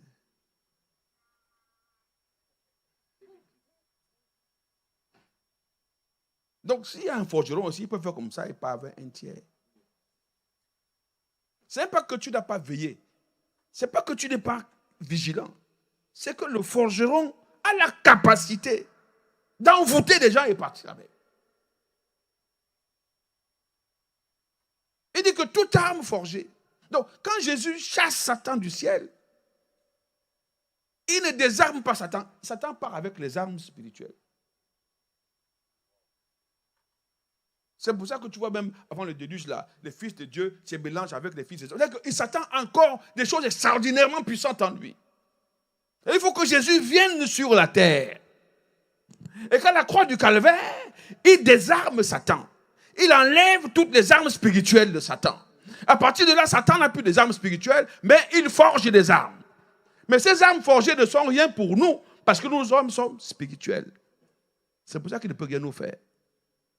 Donc, Satan, c'est le maître forgeron. Mais il dit que Alexandre, qui était avec lui, s'est comporté comme Satan. Il a forgé des armes contre lui, l'apôtre Paul. Et il dit, il m'a fait beaucoup de mal. Mais il n'a pas continué comme Jésus. Il n'a pas dit, Père, pardonne-lui. Non, il a dit que le Seigneur lui rendra selon ses œuvres. Donc, te voici qui entrent dans l'affaire de Dieu. Ceux qui te bénissent seront bénis. Même si tu dis pas amen, je dis amen. Ceux qui te font du mal, le Seigneur leur rendra selon leurs œuvres. Écoutez bien, j'ai dit bien que ceux qui te font, n'est-ce pas? J'ai dit ceux qui te font. Je n'ai pas dit que les non-chrétiens, j'ai dit que ceux qui te font. Donc, si c'est un chrétien qui te fait, Dieu lui rendra. Mettez-vous bien ça dans la tête. Ce n'est pas parce que tu es dans l'église, pas parce que tu es diacre, tu es ancien, que tu vas faire du mal à l'homme de Dieu, à la femme de Dieu. Dieu va te rendre. Même si l'amen là est amen, c'est amen. Dieu va te rendre. Oui, va. Et ça va te faire très mal. Vous savez, parfois, vous vous mettez souvent entre Dieu et la punition qu'il veut infliger aux gens. Et comme ça que parfois Dieu vous gifle avec des maladies. Quand Dieu veut faire sa chose, quittez là devant et laissez-le faire ce qu'il veut faire. Les gens font du mal et ils apprécient le mal qu'ils font. Personne ne veut se repentir. Même si moi je te pardonne, Dieu va te rendre selon tes œuvres. Le ministère n'est pas un endroit où on s'amuse.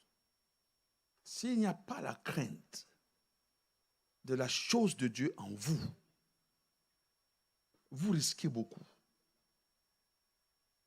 Quand Dieu parle aux enfants d'Israël, foudre, tonnerre, ils ont dit à Moïse, pardon, dis à ton Dieu de parler avec toi, qu'il nous laisse. Je ne sais pas si vous comprenez ce que je veux dire. C'est un Dieu qui est redoutable. Mais comme il est devenu l'ami des pentecôtistes, des évangéliques, c'est comme si nous, là, Dieu, c'est notre ami. Dieu m'a dit, qui vous a même souvent dit que c'est Dieu qui vous dit? Hein? Il est si barbare que ça. Pourquoi nous autres, là, il n'aime pas de nous dire tous les jours? Hein? Seigneur m'a montré. Qui t'a dit que c'est ce que t'a montré? Oh, maman, papa, vraiment, cette fois-ci, alléluia. Il m'a montré une robe blanche. Je vais me marier. Mais il signale que les robes blanches, même les cadavres les portent.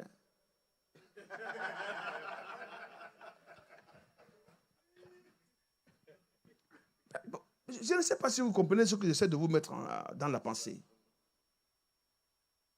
Lorsque Paul dit, Démas m'a abandonné, Luc est resté seul avec moi. Ramène-moi Marc, il est utile. Mais il dit que Alexandre là, c'est la peste. Et sachez que dans l'église, il y a Alexandre.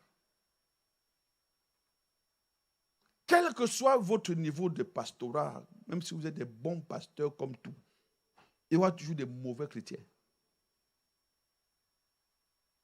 Et il n'y a pas eu meilleur pasteur que Jésus. Ça n'a pas existé. Mais il n'y a pas eu pire fidèle que Judas. Et Judas était dans l'église de Jésus. Donc, quoi que tu fasses, tu auras Judas. Je ne sais pas pourquoi. C'est un prénom qu'aucun chrétien n'a donné à son fils. Depuis que je marche, je n'ai pas vu quelqu'un qui s'appelle Judas à l'église. Qui a un vieux Judas parmi vous? Bon, maintenant, une question pour vous qui êtes des bons théologiens. Dites-moi un peu, est-ce que Judas est même au ciel ou bien il est en enfer?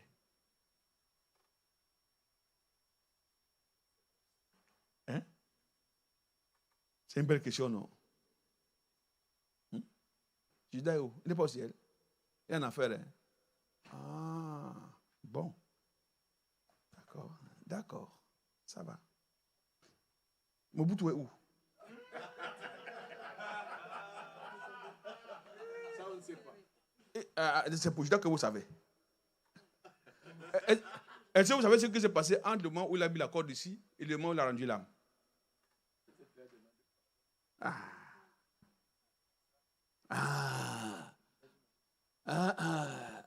Donc, j'essaie de vous faire comprendre que les choses de Dieu sont tellement compliquées qu'il n'y a pas un jugement définitif.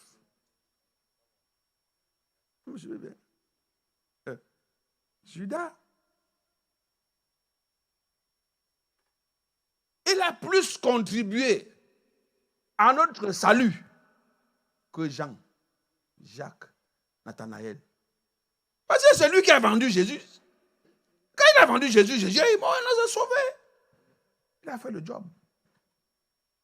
Sauf que Satan était dans lui. C'est pour ça que je suis sûr que Judas, il doit nager en enfer. Parce qu'il est écrit, le diable entra en lui. Ne laissez pas le diable entrer dans vous. Parce que le fait d'être dans l'église ne veut pas dire que le diable ne peut pas entrer dans vous. Il peut entrer dans vous. Ils ne comprennent pas. Jésus demande, qui dit-on que je suis? Oh, on dit que tu es, on dit que tu es. Il dit, et vous-même, qui dites-vous que je suis? Vous-même.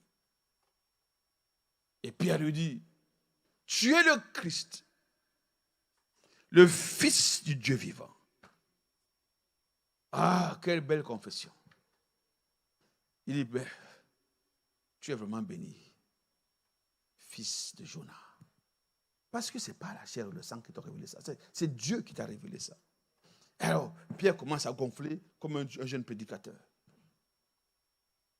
Il fait le fier. Et Jésus dit, mais tu sais, moi je m'en fais mourir là, je vais mourir. Il dit non! Laisse que Dieu qui me parle te parle au travers de moi. Tu ne mourras pas. Et Jésus lui dit, ah bon? Arrière de moi, Satan. C'est-à-dire qu'à ce moment-là, Satan est dans Pierre. Ce n'est pas qu'il parle derrière lui, il est derrière, il est dedans.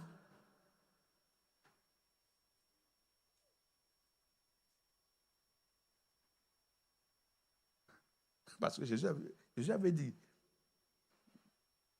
dans Jean 6, là, que vous êtes 12 là. Mais parmi vous là, il y a un qui est un diable. Et je crois qu'à ce moment-là, le diable était Pierre. Mais comme tu peux décider que le diable sorte de toi, le jour de quand ils sont dans le cénacle là-haut,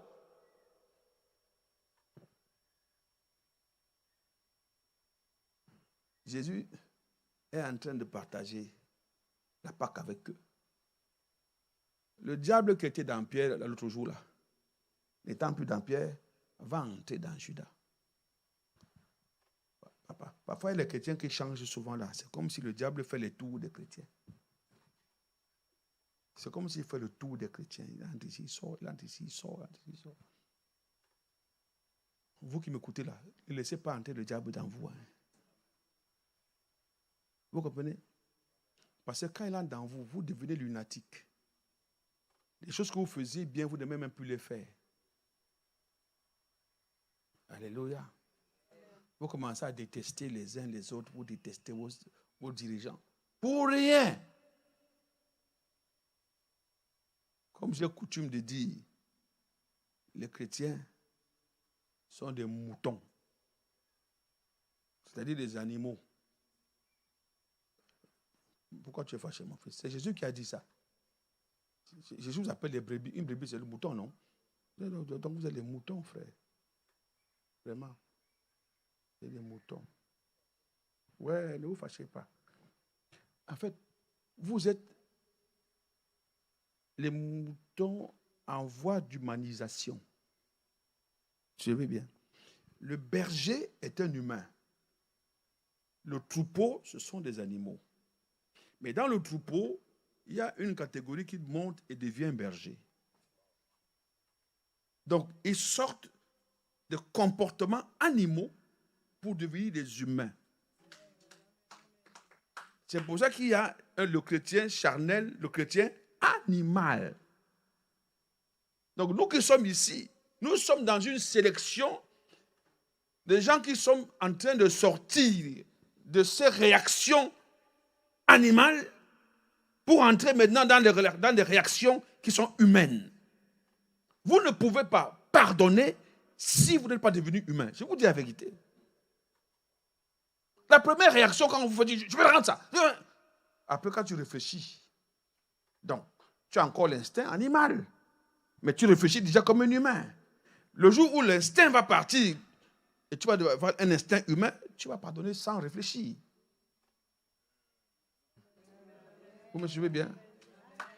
Donc, vous avancez et nous devons vous conduire à ce stade-là. Parce que quand le pasteur, son épouse, qui est pasteur, laisse l'église entre vos mains, c'est parce qu'ils savent que maintenant, vous êtes humain. Mais si vous êtes humain, vous devez savoir que vous conduisez ceux qui ne sont pas encore humains. Donc, supportez leurs habitudes. Oh. Je ne sais pas si je me fais comprendre. Hein. Vous comprenez? Moi, c'est la partie là que j'aime beaucoup. Hein. Enseigner les pasteurs en général. Hein. J'aime ça. Hein. Mais est-ce que vous savez quand même en passant, entre parenthèses, que l'école du ministère, ce n'est pas gratuit. Hein? Ils savent ça. Parce que quand j'ai fait ça en Afrique, avant d'entrer, ils ont déjà pris les badges. Ils ont déjà payé. Hein? Donc, comme vous êtes là, la porte là sera fermée. Vous allez sortir par ici. Et en sortant par ici, ma secrétaire sera à la porte. Alléluia. Ce matin, je termine par une dernière chose, et qui n'est pas la moindre. Votre formation, pour ne pas devenir Démas ou Alexandre, est une formation qui doit vous amener à vous comporter comme Élisée et non comme Géasi. Parce que derrière un homme de Dieu, derrière Élie, tu peux devenir Élisée. Mais derrière Élisée, tu peux devenir Géasi le lépreux. Donc c'est ta façon de suivre cette formation qui détermine ce que tu deviens. Élisée était le boy d'Élie. Quand on dit boy, vous connaissez le boy, non? Voilà. Le boy, c'est le domestique. Dans la maison, il fait tout. Bah, j'entends même encore, c'est trop bon. Parce que le boy, il lave tout jusqu'aux sous-vêtements. C'est terrible, le boy.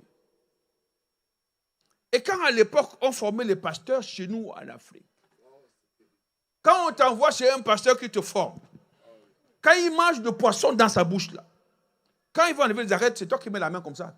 Il met dans ta main. Écoute-moi bien. Que peux-tu répondre à un homme comme ça un jour dans la vie? Quand il parle, tu te tais. Et c'est comme ça que Élie formait Élisée. Il dit, verse l'eau, je me lave les mains. Mais rien de spirituel. Pourtant, il lui transmettait quelque chose. Formation rude. Quand il s'en va même prier, il dit, mets-toi ici. Il prie là. Après, il dit, va voir si la pluie arrive. C'est pas venu, mets-toi ici. Ne veut pas. 7 fois, il ne faut que partir, aller-retour. Un jeune homme me dit, papa, je veux être pasteur, vraiment, il faut que je te voie. J'ai dit, ok, d'accord. Viens à 9h. Il vient à 9h. Moi, je sors exprès. Je rentre à 15h. Il est parti. Il m'appelle le lendemain. Papa, j'étais attendu. Je dis, non, ne m'appelle plus. Tu ne peux pas être pasteur. Vous comprenez? Tu ne peux pas. Tu ne peux pas m'attendre? Oh ouais, tu ne peux pas être pasteur. La formation passe des choses. Tu ne peux pas imaginer qu'on est en train de te former. Élie a pris le temps pour former Élisée. Quand Élisée devient lui-même maintenant responsable spirituel, il s'est dit que mon père était trop dur. Non, était trop dur. Moi, je ne serais pas comme ça. Hein. Ok. D'accord. Il prend le travail des grands et donne aux enfants. Il dit à Géasi, va ressusciter des morts. C'est quelle histoire, ça? Est-ce que son père a fait ça une seule fois avec lui? Jamais. Lorsque Naaman arrive chez Élisée, Élisée ne sort même pas de la maison. Il ne sort pas. Il envoie la nouvelle. Allez lui dire de se laver 7 fois dans le jour. Allez lui dire. Pourquoi? Parce qu'il y a des gens que vous ne devez pas rencontrer. Leur argent va vous corrompre. Il y a des cadeaux qui vont vous fermer la bouche. Il est resté là, celui-là, c'est dangereux. Allez lui dire. Quand il est guéri, il revient avec plein de présents. Il dit non, dites-lui de rentrer avec ces histoires. C'est que Géasi dit, mais comment? C'est quoi ça? Nous, on est là depuis, hein, on ne mange que les pâtes. Non, voilà les choses que ça va. Il a suivi, il dit, mon maître dit qu'il faut que tu te donnes les choses. Si vous voulez mentir, mentez sur vous. Mais ne mentez pas sur l'homme de Dieu.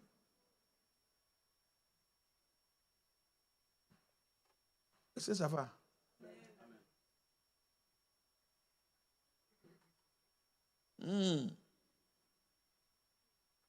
Je suis surpris quand même.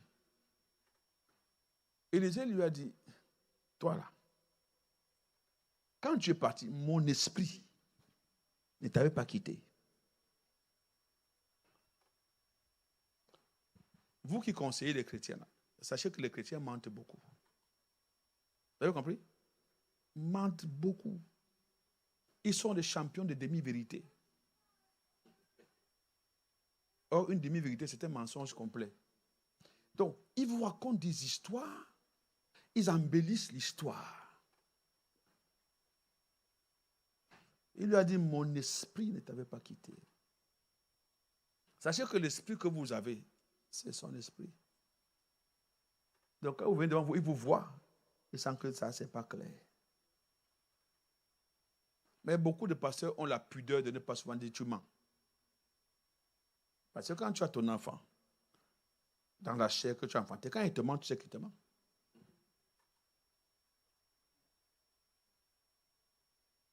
Géasi a menti. On lui a dit que la lèpre qui quittait là-bas, c'est entré dans toi. Donc, près d'un homme de Dieu, tu as soit la double onction, soit la lèpre. La lèpre, c'est le péché.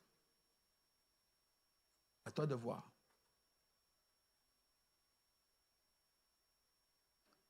Tous m'ont abandonné. Démas m'a abandonné. Luc est resté. Marc n'est pas là, mais amène-le. Alexandre, là, il m'a fait beaucoup de mal. Moi, quand quelqu'un me fait beaucoup de mal, je me tais. Et quand je me tais, maman me dit parle. Parce que c'est que si tu ne parles pas, tant pis pour lui. Parfois, j'ai envie de mettre le scotch dans ma bouche. Parce qu'il y a des douleurs. Il y a des douleurs. Parfois, je m'assois comme ça, je dis, là, je ne dis rien. Rien. Mon Dieu va régler le problème. Et quand il règle ça, c'est vraiment douloureux. Parfois, pour même ne rien dire, je prends l'avion, je m'en vais en voyage. Ça, au moins, je t'oublie même là-bas. Mais, quand le ministre a dit, il faut parler, on parle. Seigneur, laisse. Voyez vous-même que c'est compliqué de faire l'école ministère en une seule fois parce qu'il y a tellement de choses qu'on doit se dire. Mais demain, dans votre façon d'encadrer les gens, n'oubliez pas que ce n'est pas tout le monde qui est fait pour rester avec vous. Hein? Quand on a conçu cette maison, ceux qui ont fait la fondation sont partis. Ce n'est pas eux qui ont mis le toit. Parce que ce n'est pas la même chose. Ceux qui commencent avec vous ne finissent pas souvent avec vous. Et en matière de ministère, quand vous commencez le ministère, ceux qui sont avec vous au début, la plupart s'en vont.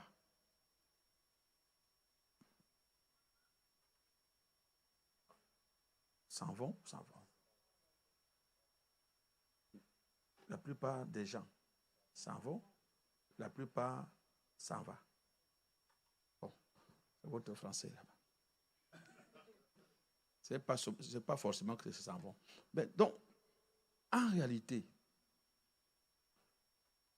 ce qu'il y a, c'est que ceux qui commencent ce ministère avec vous souvent se prennent pour vos égaux. On a commencé ensemble.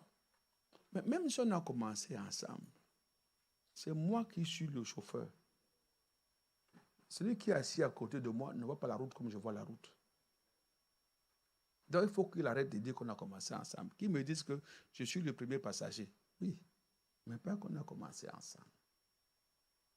Deuxièmement, quand vous êtes dans le ministère et que vous voulez faire quelque chose de nouveau, ne regardez pas à côté de vous pour le faire. Regardez derrière vous. C'est-à-dire quoi? Si tu prends quelqu'un qui est de ta génération, tu prends un concurrent potentiel. Si tu prends quelqu'un qui est derrière toi, tu prends un jeune qui est capable d'aller plus loin que toi. C'est pour ça que dans le ministère, nous sommes obligés d'avoir un mentor, quelqu'un que nous imitons, d'avoir un compagnon qui est comme nous, mais qui nous dépasse un peu. Il nous défie. Et d'avoir quelqu'un derrière nous que nous dépassons et qui nous imite. C'est ce qui fait qu'en réalité, notre façon d'avancer n'est pas statique, mais elle est dynamique, avec des points de repère. Donc, lorsque vous êtes en train d'entrer dans cette chose, il y a des choses que vous devez savoir. C'est bien quand on prêche le dimanche, on saute, on crie. Ça, c'est une partie essentielle du ministère. Mais l'enseignement des apôtres c'est la chose qui a assis l'Église. Ça a assis l'Église. Une Église qui n'est pas enseignée va être flottante. Vous voyez, vous êtes chrétien, on prie pour vous, vous êtes délivrés. Alléluia. Gloire à Dieu. Mais si les mêmes causes restent, les mêmes effets vont persister. Vous allez encore revenir demain pour la délivrance et vous nous épuisez. Notre souci, c'est d'aller dans les fondements pour qu'on n'ait pas à délivrer les mêmes personnes chaque fois. C'est pour ça que vous devez vous asseoir dans l'enseignement. Vous devez aimer l'enseignement. Et lorsque nous sommes en train d'essayer d'avancer dans ce domaine, ça peut ne pas ressembler à ce que vous aimez. Parce que chacun aime. Hein? Il y a des gens qui aiment l'agitation, l'animation, ouais, mais c'est quand même nécessaire. Les femmes qui savent faire la cuisine savent comment elles ont souffert derrière leur maman pour faire la cuisine, non? Ouais, parfois, ce n'était pas bien. Mais aujourd'hui, quand le mari mange, il décompte ma femme. Mais ce n'était pas évident. Vous me comprenez? Donc, la prédication, ce n'est pas seulement la proclamation. On proclame, c'est pour que les gens sachent ce que Jésus fait. Mais maintenant, quand on enseigne, c'est pour que les gens comprennent ce que Jésus fait et pourquoi il le fait. Quand maintenant on vient vous exhorter, c'est pour que les gens imitent ce que Jésus fait. Donc, c'est trois choses qui sont différentes, mais qui sont importantes pour chacun d'entre vous. Vous me suivez? Donc, lorsque nous sommes assis ici ce matin, ce n'est pas du temps perdu. Tout ministère est efficace lorsqu'il est basé sur une bonne fondation. L'enseignement n'est jamais du temps perdu. Jamais, jamais, jamais. L'onction ne remplace pas l'enseignement. Eh oui. Je dois m'arrêter. Je dois m'arrêter. J'ai encore 10 minutes. 10 minutes. Black Man Time. Heure du noir.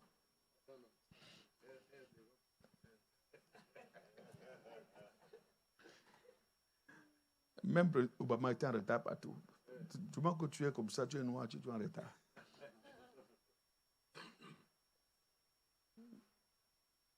Beaucoup de jeunes serviteurs n'ont pas réussi dans l'œuvre par manque de préparation. Et il arrive qu'on parle avec vous pour vous éviter les ornières dans lesquelles nous sommes tombés. Nous sommes tombés dans tellement de pièges tout le temps. Quand parfois on vous voit commencer, c'est que celui-là, c'est vraiment... voilà. Mais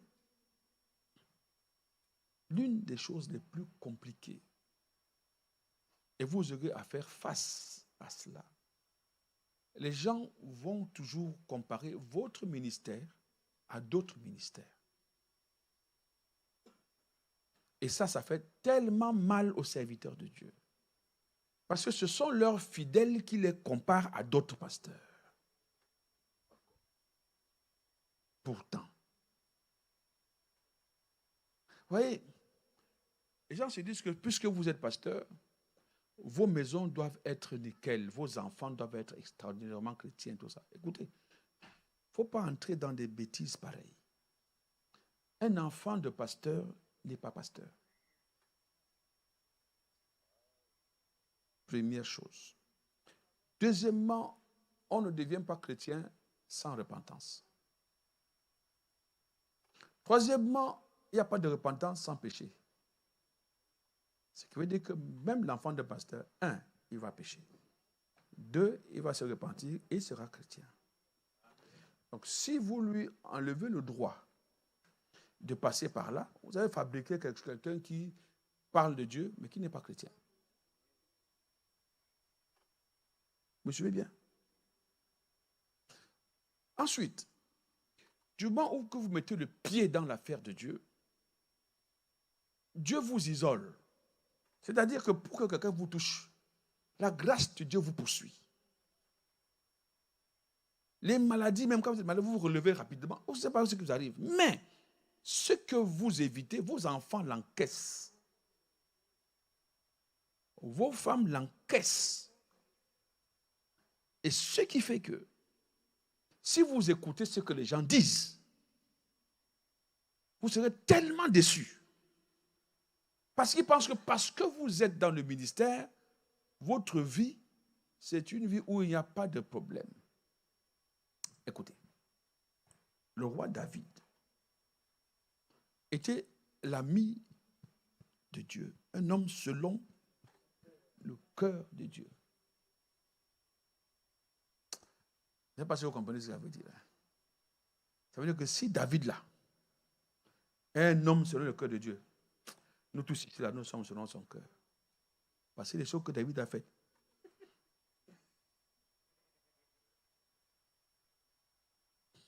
Ma fille.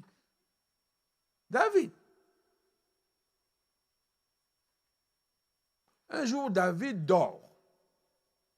Il est roi et il voit une belle femme et il la convoite.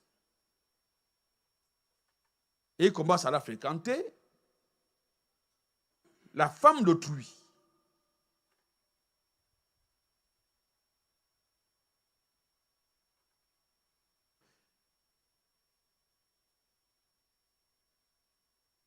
Son mari est à la guerre.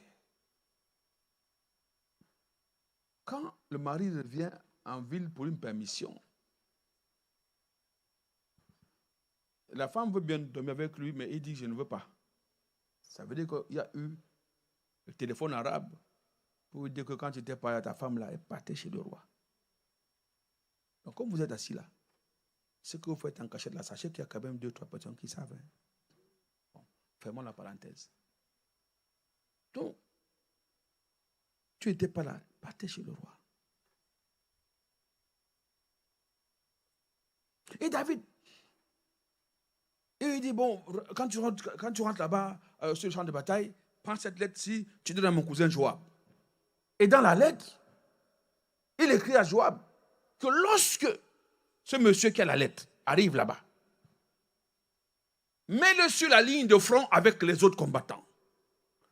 Comme il n'est pas habitué, quand ce sera chaud aux gens de se retirer comme ça, on va le tuer. Ah, David. Un stratège militaire qui utilise sa stratégie pour tuer un de ses militaires. Oh! Un homme selon. Et il a pris la femme, Bathsheba, l'a mise dans la maison. Laissez-moi vous dire que Bathsheba, cela signifie abondance.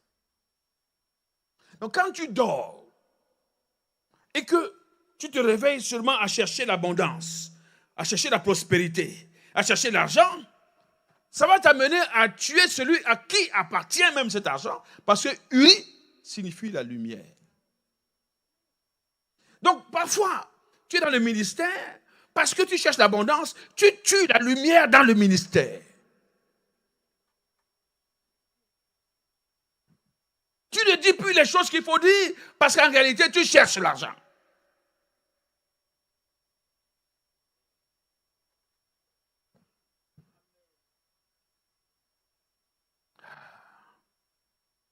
C'est là que le prophète Nathan vient lui dire vraiment. Un homme, il lui a raconté l'histoire. Un homme, David dit, qui a fait ça? Celui qui a fait ça, il doit rendre 4 brebis. Ok. Et que cet homme-là, c'est toi. C'est toi. Et c'est comme ça que un des fils de David, Amnon, ça va coucher avec sa sœur. Et quand il finit avec Tamar, il abandonne. Il abandonne. Et son frère Absalom est mécontent. Il le tue. Ça fait un mort.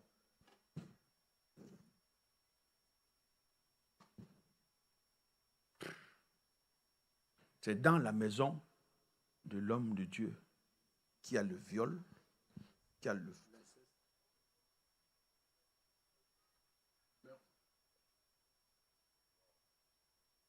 Et Absalom fait le ministère des gens qui sont souvent dans l'église.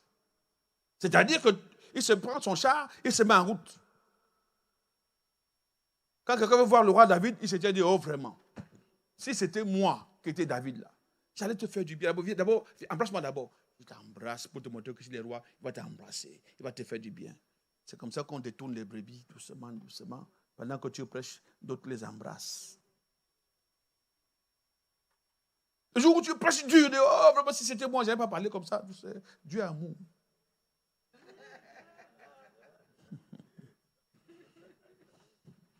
Bon, le temps manque pour continuer.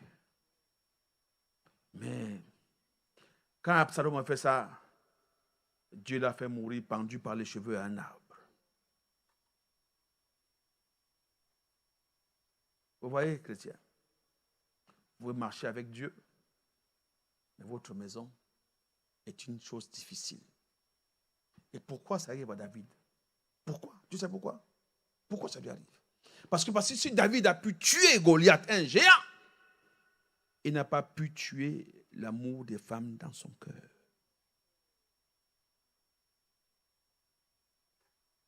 Il y a des choses qui nous dépassent, pour lesquelles on va lutter longtemps. Et quand tu regardes la suite, tu te rends compte que ce qui arrive à David, c'est à cause du lien de sang. Ce n'était pas le démon, c'était le lien de sang. C'était entré dans son ADN. C'était dedans. Parfois tu dis, sors au nom de Jésus, ça ne sort pas, parce que c'est dans le sang. Ça a commencé chez Abraham. Il aimait les belles femmes, Abraham. Il aimait les belles femmes. Il dit, oh, Sarah, quand on va aller là-bas, ne dis pas que tu es ma femme, dis que tu es ma soeur, sinon on va me tuer. Elle était belle.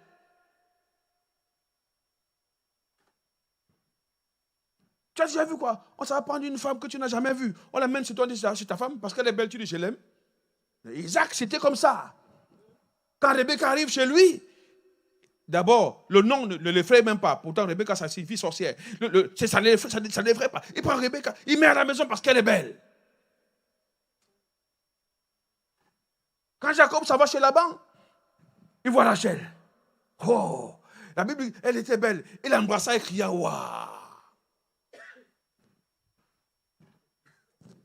Voilà le sang de David qui arrive jusque-là chez Jacob.